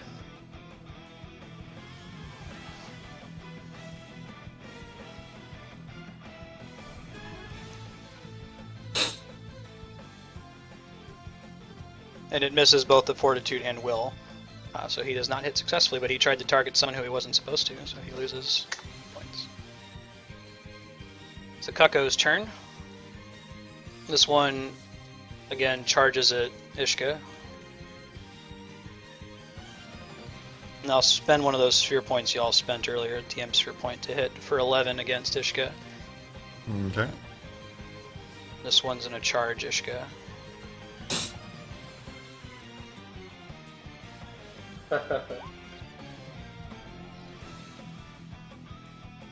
For 10 damage to Ishka.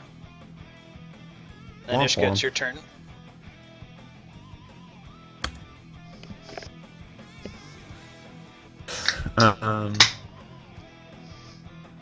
Yeah, I'm going to Primeval Spider Bite. This one Keko that just tried to fuck me up. Yep. Yeah. I'm The gonna one do on the damage left to or it. the right? The left. Okay. He is dead. And that's it? And then I'm gonna move over here. Okay. And then as a minor action, I'm going to change into an ape. Cool. Fauna, it's your turn.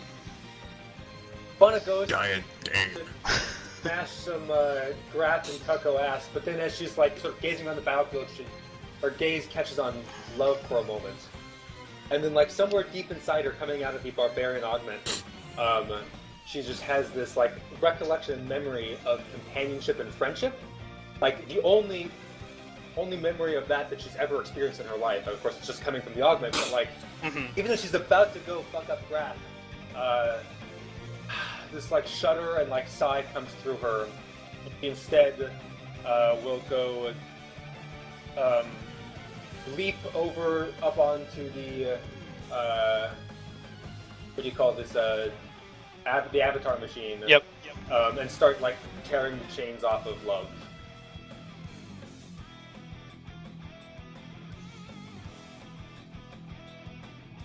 Alright, you start working on disabling them. You attack them with your weapon, weakening the chains significantly. You start to see the eye on Love as you get close to it is starting to actually glow. Before it was completely dead, now it's just a very, very dim glowing. And it's Gerad's turn. Got a bad feeling about this.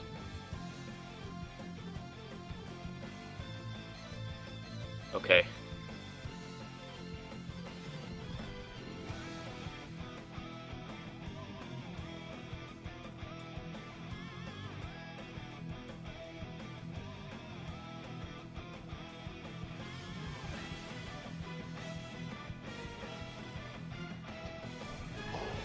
Okay. And so I target Ishka to spend a surge and gain 6 additional hit points. Yeah, go ahead and heal that, Ishka. Okay, nice. And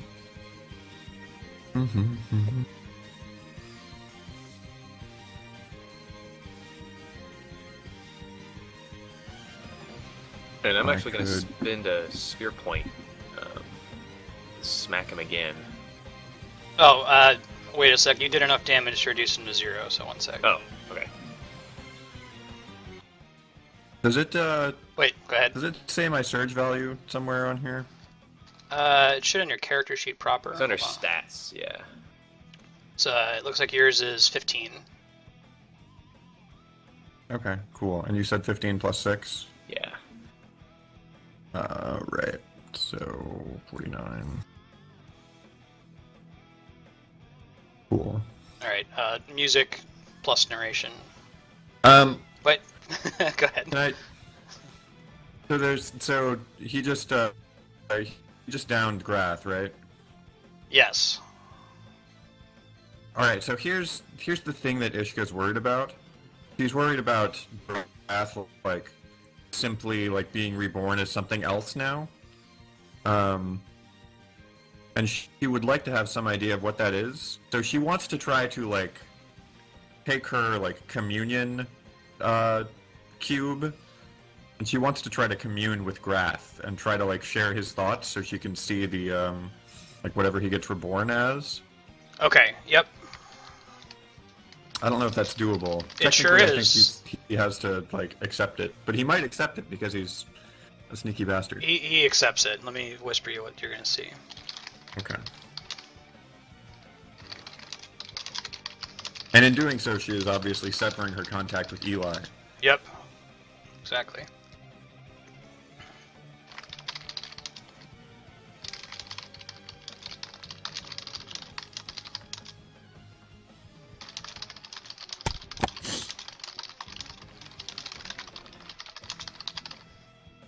Alright, narration starting now.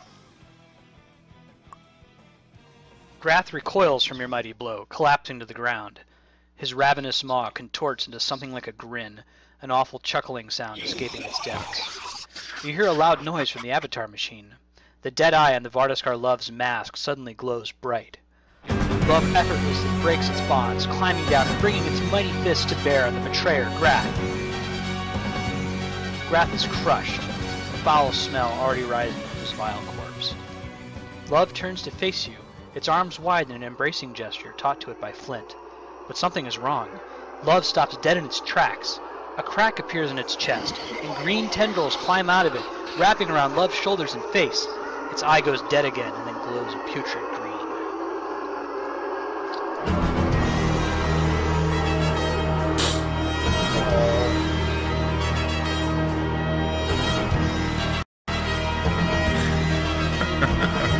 No!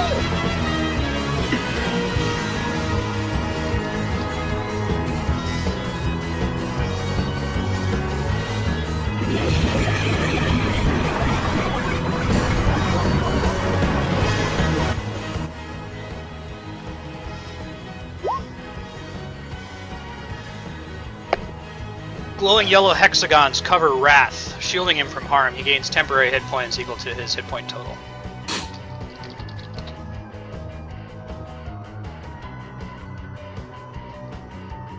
And Ishka, it's your turn. Can I just say I loved, like, the slow typing as a narrative device? It was very hard to do. I had to practice that several times. Yeah. Yeah, alright. Let's get dangerous. I'm gonna do my crazy ape smash. Up in here. Okay. Yeah, and an extra 1d or an extra 10 because I've got combat advantage, and Yep. I'm going to designate him as my hunter's quarry, and that will be my turn. Very good. Fauna, it's your turn. Just to be clear, Wrath is a, like, we're not familiar with a Varda's card named Wrath before, right? This is a new one. That's correct. Yeah, that was actually Love. Yeah, it was. Yeah. Oh. Well, speaking of Wrath, Fauna's gonna leap over there and do shit. I guess the Barbarian was Love for a while. He was in the Nightlands, so the memories aren't all there, but... Yeah, it's true. Crushing charge. Actually, moving through and kind of like, yeah, passing through Wrath before doing this crushing charge. So that can like get the Thunderhood's Rage stuff. Yeah, sure.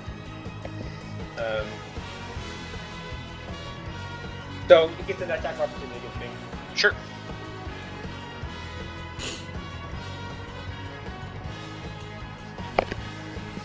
Wrath conjures a sword of red energy. Hold on one sec. Swings it at you as you pass through him. He hits you for 9, and then it also does 2 bonus damage whether it hits or not. That's based on his current hit point total. Okay. So here's the crushing charge. You hit. And then, I don't know, Thunderous Rage, just to tell you what rage stuff does. An extra 18 damage. Cool.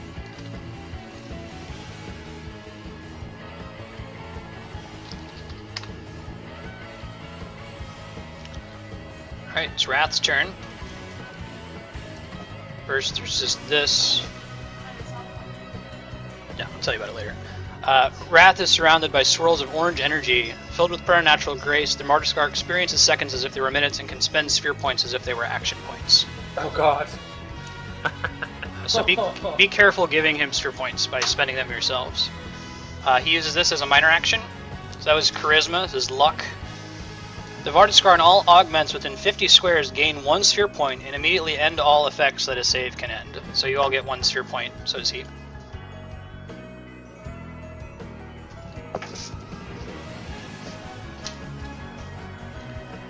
As his standard action, he does Wisdom. The Martyrscar and all creatures within 5 squares must spend a healing surge. So I guess Ishka and Fauna, you'll both recover hit points for it, but Gerad, you'll just lose 1 since you're already at full. So he spends 1, which gives him how much?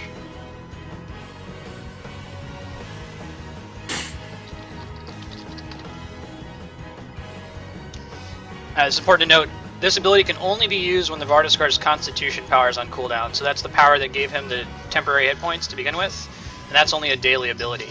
So if you deplete his temporary hit points, he can't keep healing himself forever. Thank you. And that heal power recharges whenever he takes damage. So he spends his 1 sphere point he got from Luck, turns it into an action point.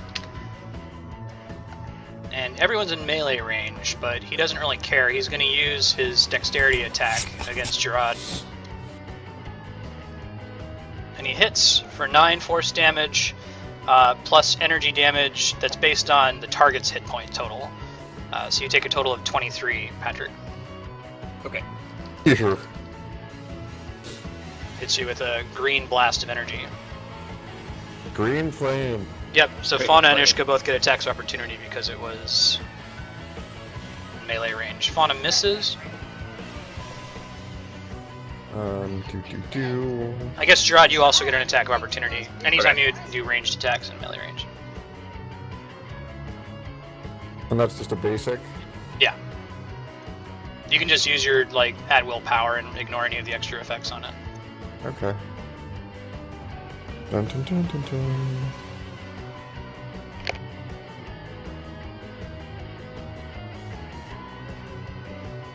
Very nice, you hit for 11. And Gerad, it's your turn. How many action points can you spend? Is this so? Does he? Isn't there a rule that there's 1 per encounter? But I assume he can negate that. Yeah, his lock ability lets him spend as much as he wants. Not spend them in 1 turn, or is it still 1 per turn? 1 per turn. Okay. So Gerad gets this. Usually, when he recalls memories, it's definitely something that just comes to him. But for some reason, there's a memory that seems to just come unbidden, and it's one that he hasn't seen before. So he can't actually recognize. He doesn't remember the names of these people, but there was a time, long time ago in the Bloodstone history when one of the bearers of the augments had to make a choice between protecting someone and then vanquishing a foe, and they made the wrong choice. They attacked the foe instead of saving someone, and it's almost as if the augment is reminding him that this is not the way we do things, you know, and here's the consequence. So anyway, this is the memory that gives him sphere points, but it's he's actually sort of moved by it or hurt. Like it's reminding him, you know, you shouldn't have done that. Yeah, very good. Now I have to find the thing.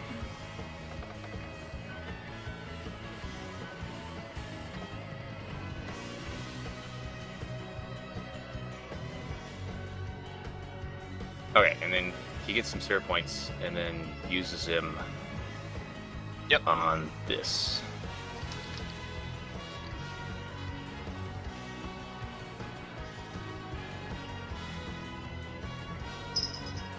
I see. So that's why you're asking about, can he now do 6 actions in a row? No. Yeah, but I kind of want my augment to punish him, so that's cool too.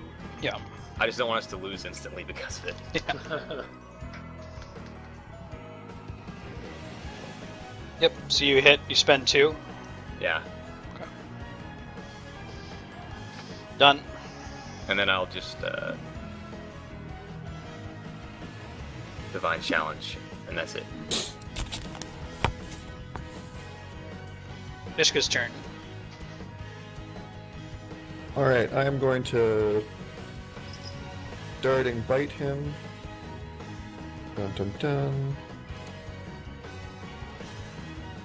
And that hits. Yep. Normally that attack allows me to move and then attack a second enemy. Since there's no second enemy, I won't take the second attack, but I will take the move to move Sure. to here. And I'll do an additional 1d6 because he's my hunter's quarry, so I do 1. Yep. And then I will change into a centipede. That will be my turn. Cool. Alright, it's Wrath's turn. Let's bring back the Wrath music, because if I play that audio file again, you're going to hear the narration again. This will work. Alright, so he uses this ability. Intelligence. So he summons a glowing indigo portal and steps through it. As a move action, the Varusar creates a portal leading to any location it or one of its bearers, when it was an augment, has been to before. It can step through the portal as part of the move action. The portal remains open for 6 rounds, allowing other creatures to enter it. So he does that here, and he pops out down here. It does count as a move action, so I'm willing to let you guys attack of opportunity of him as he moves through the portal. So that portal will basically take you to the square he's in right now if you move through it. Alright, got a crit from John. That's a bunch of damage.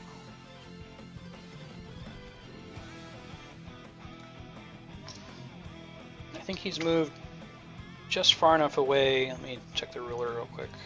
He's not going to be giving you guys any healing from back here. Let me move him just a little bit further so he is in that range. Okay. And he takes a whole shitload of damage. Uses wisdom on himself.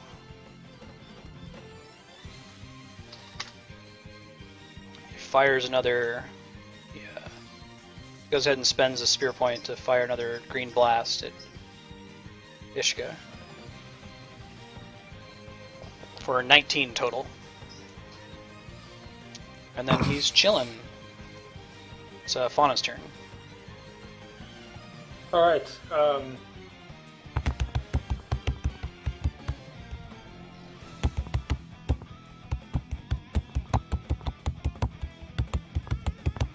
somebody pounding something?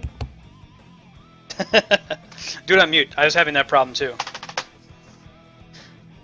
Okay, Fauna will charge through the portal as well. Yep. Like, sort of jumping through his space so he can attack of opportunity her. Yep. He has significantly more hit points now, so his melee attack hits much harder. 25 damage. Oh, yeah. Oh, actually, I'm sorry. 15 damage. He missed with the hit itself, but the special, based on his hit points part, always hits. Okay, so I take 15. Going to aggressively lunge him. Mm-hmm.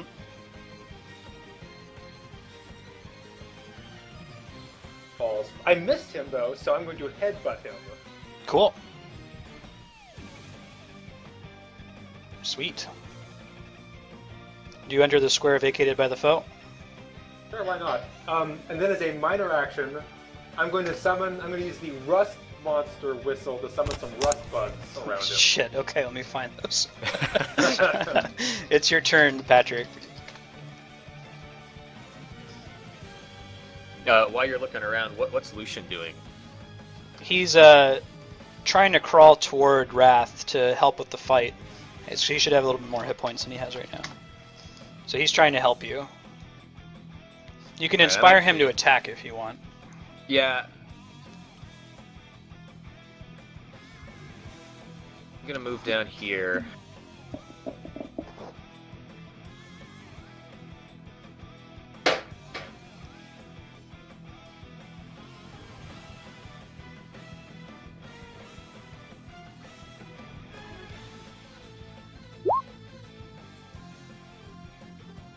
Yep. Big hit. So I'm hitting him. I'm getting some temp heat HP.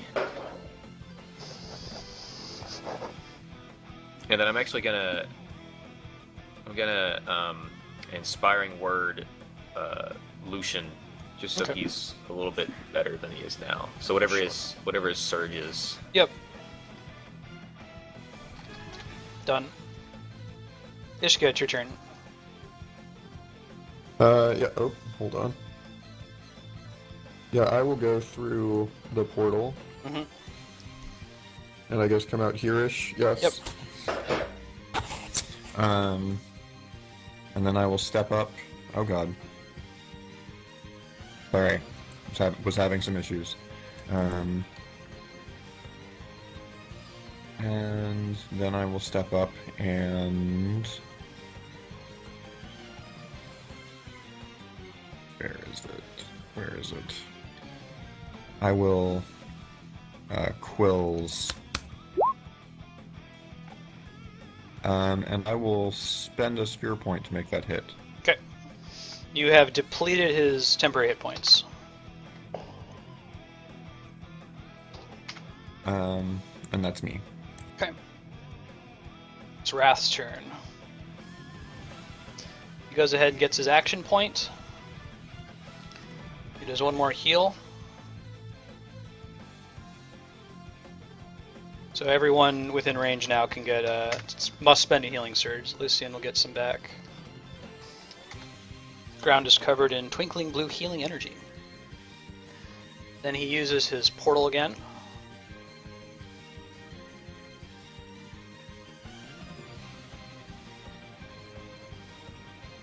And he concentrates really, really hard. He like puts his hands out like he's focusing on the avatar machine in front of him.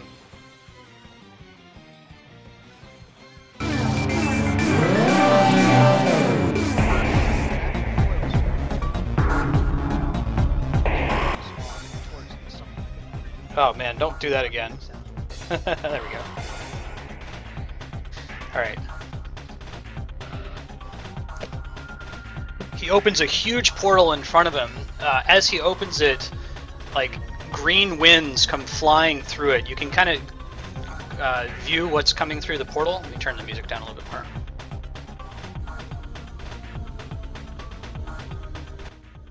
It looks like an alien world, basically. Like, there's really strange technology you've seen before. There's like a greenish, cloudy atmosphere, and the clouds are just whipping through the portal, blowing at you. If you were to approach it, it would push you back. Wrath kind of smiles at you, to the extent that he can smile. He makes a gesture or something, gives you a peace sign, and he moves through the portal. So you look up, you hear a loud crunching sound coming from above the city, and the underside of that floating white structure has finally broken off, and it's starting to careen towards the city. You've got 2 or 3 minutes before it crashes into you. Now, you can follow Wrath through the portal if you choose. From a metagame perspective, I'll let you know that if your character goes through that portal, you're not going to be playing with that augment anymore, or at least for a long time. There will be an adventure where we'll eventually revisit your character, and maybe your character in that augment will have grown or changed significantly. But if you go through that portal, the next adventure we play, you'll make a new character and a new augment from scratch. So if you choose to go through, keep that in mind. And also, they're not on the map right now, but any other characters that you want to influence, like Eli, Kior, Soren, and Ailonz, if there's any reason why they might want to go through. I think Soren's long gone. I'm not sure where Ailonz is. Yeah. But you could include that decision here also. Yeah, there's lots of decisions you could make here. You could go through the portal, you could check out the computer up in the top, you could try to break it for the Suzaku to get out of here, you could try to do stuff in the city. Just let me know what each you want to do. This will be what leads into the next adventure. I think Ishka is going to take Eli and Cure and start to make her way towards the portal. Is Eli cool with the fact that Ishka broke her telepathic communication with Eli just as the crazy monster came out? Possibly not. Almost certainly not. He's probably not. So we'll say that Eli and Kior try to hold you back, Ishka. Let's just do this from a narrative perspective. I'm not going to bother with rolling. Like, what do you want to happen? Do you want Ishka to break through and go through the portal, leaving Eli and Kior behind? Do you want them to restrain her and kill her and take her augment? What would you like to happen, John? I mean, what I would like to happen would be for all three of them to go through the portal to go, adventure on with whatever's over there. That would, I mean, if we were to do that, we could say that Ishka like drags them with her or something. Because I think it does seem reasonable that they would say she's broken it. Now's the time we have to attack her. So you can use your centipede powers or something. Yeah. Can Ishka? So has her contact been maintained? Like, can she still kind of hear wrath now? Yes, she can. Okay. If you break that contact, you'll lose it forever, unless if you find wrath again and build it again. Right. Yeah. She's gonna try and drag Eli and Cure into the portal with her. Okay, so like Eli goes to attack her to stop her, thinking she's gone mad, and Ishka's in centipede form, so she splits into two centipedes and wraps around both Eli and Kior and drags both of them through the portal. Cool. Fauna? Gerad? So, you need to rule on this however you think. I think as, I've got my whistle that either brings an ally to me or an enemy.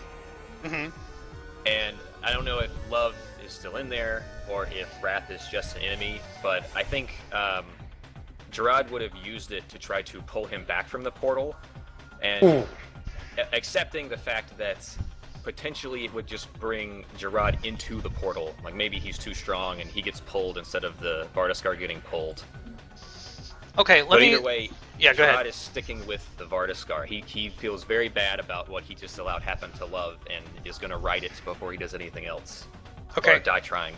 I'll rule on that in a second. Fauna, what do you do? Fauna is going and diving after this fucker. Okay, so my thought would be, if everyone goes through the portal, the next adventure will not follow these three augments. They will come up later, maybe like 2 or 3 adventures hence, and they might be NPCs at that point. We might talk about restoring control to them, but if all 3 people go through, you'll each make new characters, and we'll continue in the world that's affected by this, floating structure that's above Opalan in the next adventure. Is that okay with everyone? Yeah. Yeah. It's okay with me. Sweet. Okay, so Fauna definitely goes through. Patrick, I'll leave it to you. Are you more interested in you use the Avengers call to try to pull him back, and it, like you said, it drags you in, or maybe the opposite, that you wanted to go and chase him, but it knocks you back, and the portal closes before you can get to it now because you tried to do that, and you're kind of stuck in where you are right now, even though you wanted to chase after them. Either are fine. I don't know, Gerad. I'll let you decide. Gerad did it attempting to go through the portal, or have him not go through the portal. Like, either way he wants to go, and I can see it'd be interesting if Gerad gets in and then spends whatever time he has trying to save love, or if he actually ruined it and doesn't get in and is just haunted by this and has to spend the rest of his days on this side of the portal trying to get there. Those are both interesting. Yeah, from a narrative perspective, if I can keep one person back, that would be preferable because it'll make it an easier transition to the next adventure, but I can find a way to not do it. I guess from a mechanics perspective, do you want to play the Paladin again? And do you want to still have the Bloodstone Augment, or do you want to start a new character from scratch? No, I'm okay starting a new one. I think Gerad has a stronger urge to go in there than the other 2 people. Okay. In my opinion, playing as the Paladin, right? Cool. Let me do like this I said, then. It's kind of cool if he stays back and like just screwed up twice in a row. Like he would be pretty affected by that. I think that's more interesting from a plot perspective. That he could have just like walked through, but he's trying to pull Love back, and that decision knocks him back. He tries to run as fast as he can to get into the portal, and it closes behind him. You can still play a new character in the next adventure. If you do, the Bloodstones will just be an NPC family, and they might, interact and give quest advice and that kind of a thing. But if you want to keep playing as the Bloodstone Paladin character, you can. Definitely, though, Gerad is barred from entering the portal, and probably spends the rest of his life trying to figure out what the hell's back there. After that, though, what does he do? Like, does he try to escape the city? Is he interacting with the console? Well, okay. Is it Gerad's impression that this portal went to the floating structure or somewhere in the Nightlands? Somewhere completely alien. Like, it didn't look like any illustration you've ever seen. There's ancient manuscripts that describe the Nightlands. Doesn't look anything like the floating structure. Like, the air that was blowing in was almost hard to breathe. It was making you cough. Has possibly gone to like the gas giant itself. I don't know. No, I think he would assume this was some ancient technology, and so he would try to figure out what was on the floating structure, since that's more technology we don't understand. Or so he might stay in the city and investigate that, I guess. Okay, so he'll like get out before the structure crashes into the city, and then come back and like his next. Yeah, okay. Is he messing around then with like trying to get the information off the console? It sounds like that's a singular focus. It would make sense for him to do that. Yeah, he wants to investigate this as long as he can. All right, so he downloads some info. I'll include that in an email as the setup for the next adventure. But the main thing you should get out of it is that the structure is labeled Vahana 8 Aravada, which was the 8th Vahana that was classified when you guys were reading about those vehicles before. You didn't know anything about it. But it's like this kind of giant floating city. And we'll adjourn there, and we'll discuss what happens between adventures. This one is a little tricky, because it wouldn't really make sense for Gerad to wait 200 years to investigate that thing, right? I feel like he would do it right away, especially since he has an airship that can get up there. So what we might do is, the next adventure we won't time skip. Jai and John will still make new characters, but it will be in the same cycle. We'll wrap up whatever's going on there, and then there might be a time skip after that. Cool. Okay. Any questions? Okay, cool. So Thoughts? is the whole floating ship fell, or just like a chunk of it? A chunk of the underside. Okay. Yeah, so like the missile was flying, it crashed into the black cloud, the cloud dissipated, there was like a blue hexagon shield around it, like what was around the interesting structure. The missile destroyed that, and then one of them flew through and hit the underside and it crashed. So the city's still floating, it's now in plain view. It was not in plain view before.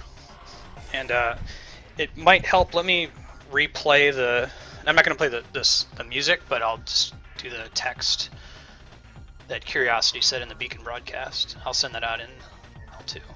He said this thingy. Mm-hmm.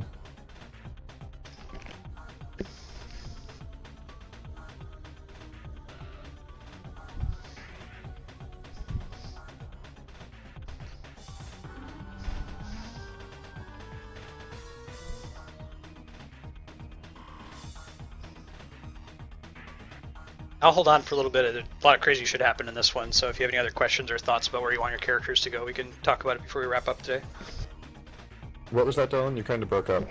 Oh, I'll hang on for a little bit today if you want to stick around and discuss like character development, or if you have questions about what happened. I'll just be on TeamSpeak, or if there's anything you want to discuss in front of the group, let me know now. I cannot hear Dylan very well. Can you guys? Can you guys hear me? Yeah, no problem. Yeah, he sounds clear as day to me. User in your channel timed out. Oh, and then we lost John. Yeah. Good riddance. He's coming back, I think. So, okay. So it seems to me the thing that Grath got for Curiosity was the final password, the Warlock password. That's correct. So Grath had already harvested the other 3 and sent them to Asgoth. So because Curiosity had dominated Asgoth, he knew what those 3 pieces were. He just needed the Warlock password manually sent to him. And he kind of had, like, the reason why Grath was hanging out in the dungeons of Opalin is he's sort of like a homing beacon for the drills. The Indigo Nation didn't just want to just march over the edge of dusk and, you know, go 1,000 miles to Opalin. They wanted to sneak up on them, but it's kind of tough to know exactly where it is. So, you know, Asgoth can feel Grath the closer she gets to him. They sort of use that to find the exact location they should dig up. User entered your channel. Hey, can you hear me now, John? Yes, I'm back. What was that, Jai? Why were we getting Asgoth flashes last session? It was just because Asgoth was nearby? She's nearby. You're facing her servants, which they're all, like, mentally linked, so, like, her servants are part pieces of her, basically. So, Patrick, Gerad runs out to get on the Suzaku to go, you know, get out of town before this thing crashes down and find that it's already been piloted away. Out of character, but Ailonz took it. He was like, "Shit, I need to go." So yeah, Suzaku's gone. But there's still the drills. The drills. Oh wait, are they on the ship? No, there's still a drill. You took a drill really close to the city, so you could run back through the dungeon. Yeah, I think him and Lucian would try to escape that way. Okay. Good thing someone thought to bring those drills along. Very wise. Well, even if we hadn't brought the drills, we'd still have the Mushika, right? That's correct. But no, it was useful. Good job. No, because you weren't. What got taken? Was the airship or the burrowing city that got taken? The airship got taken. The burrowing city is way the fuck far away, though. It's like a day's journey. You ended up, you cheated it. You could have walked overland for a couple days to get to Opalin, but you used one of the drills instead. The alternative would have been to have like burrow Mushika. So it's like 2 days away. Bringing the drills is a difference, I'd say. Okay. So that'll change things up because the Ailonz is a Lightbringer now. So how are we going to get the Suzaku back? We'll think about that. If we get it, you know, if we find some other way to get up on this Aravada Vahana.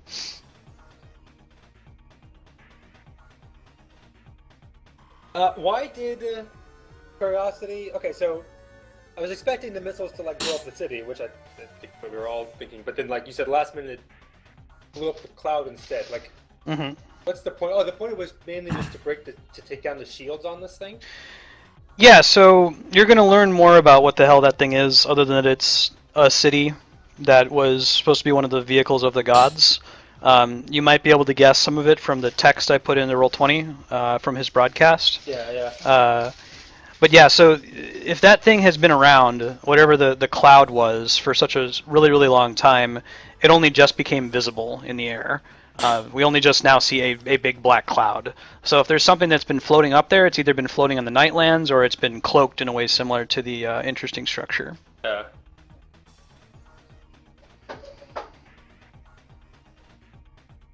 Well, where did Beatrix go?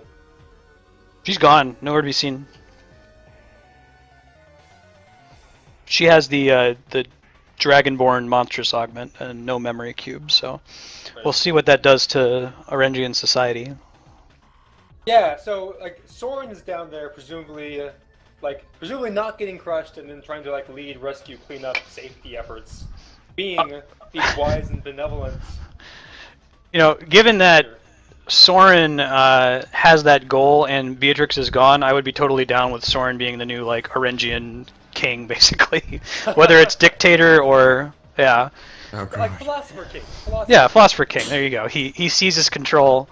Right. Which I mean, you can't really get worse than what the Orange Nation was in this last cycle. So I'm sure he'll make things better. We'll see. Benevolent dictator for life. Yeah, I mean, there's the only, as he's already made the case for, the ideal ruler is someone who does not want to rule in the first place. And that's him. Yeah, that's a pain in the ass. He's not going to have fun with this. That almost certainly happens. The town is horrified. Maybe he goes out, sees the thing falling from the sky, and like ferries everybody out, so they worship him as a hero.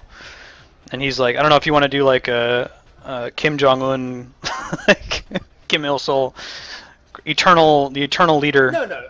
Okay. No, because he's also very much not with the whole religion thing and not right. He's Sure. about people No one's worshiping. Mm-hmm. Yeah, so you may have just wiped out the last bastion of the old faith with this adventure, with Soren taking control. There's still Deidriarchy, which is like Protestantism. There might be some like remaining pockets of old faith cultists, basically, but as far as it being a dominant religion on Kyo, that's over now. He's going to try to instill a new religion of utilitarianism in this nation. Would be good for the Erengians. They're very good at agriculture, and they tend to dominate that.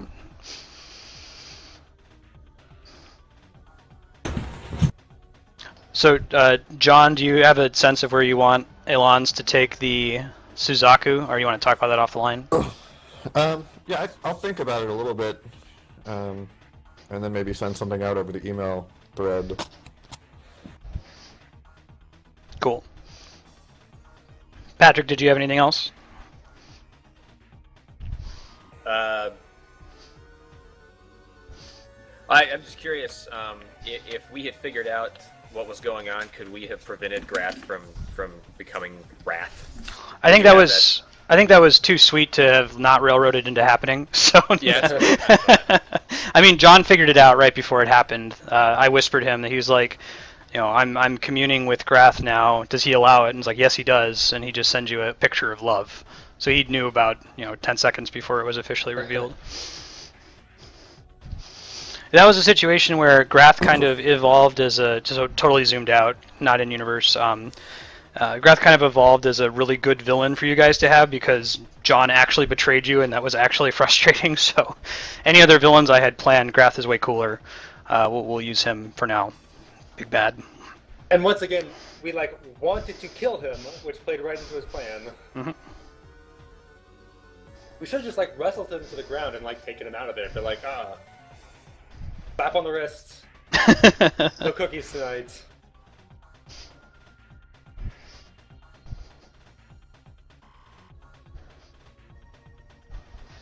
What did Grath gain from killing Asgoth? Just satisfaction? Satisfaction. Yeah, he spent untold aeons bound to her, and didn't question her. And it was bizarre that he would probably be the only old one to ever be separated from his mother or great old one, however you want to think about it, because usually they're psychically bound. They can't travel very far away, and he was unique in that he could. He had the cool Druid augment that lets him commune regardless of distance. He loses the Druid augment though, and suddenly he realizes that he's basically been a slave for all this time. So it was really just his motivation was satisfaction of destroying her. Yeah. Right. It's kind of a Highlander thing too, any influence or power she had would have fed into.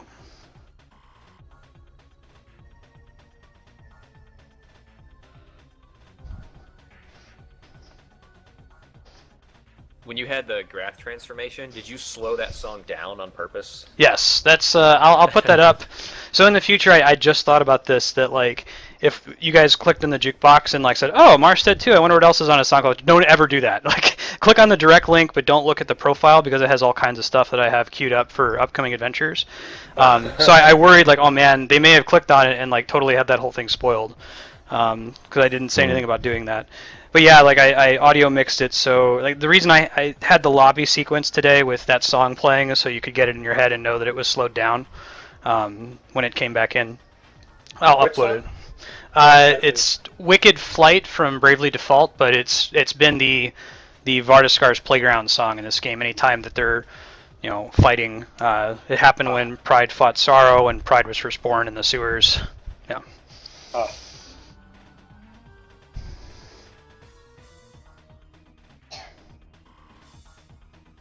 Well, cool, great stuff. This is The most batshit insane D&D campaign I've ever been in. Cool, guys. Yeah, I'll catch you later. Hit me up in email, or you can ping me or jump on TeamSpeak with me if you want to discuss what happens to your character and what you want to happen going forward. I'm not going to discuss anything with Ishka, Fauna, Eli, or Kior. That is a mystery until, the two paths converge, probably 6-9 months from now, whenever we get to it. Okay. Cool. Have a good day, guys. Thanks for playing. All right, you too. All Yeah, right, thanks, later. man. See ya.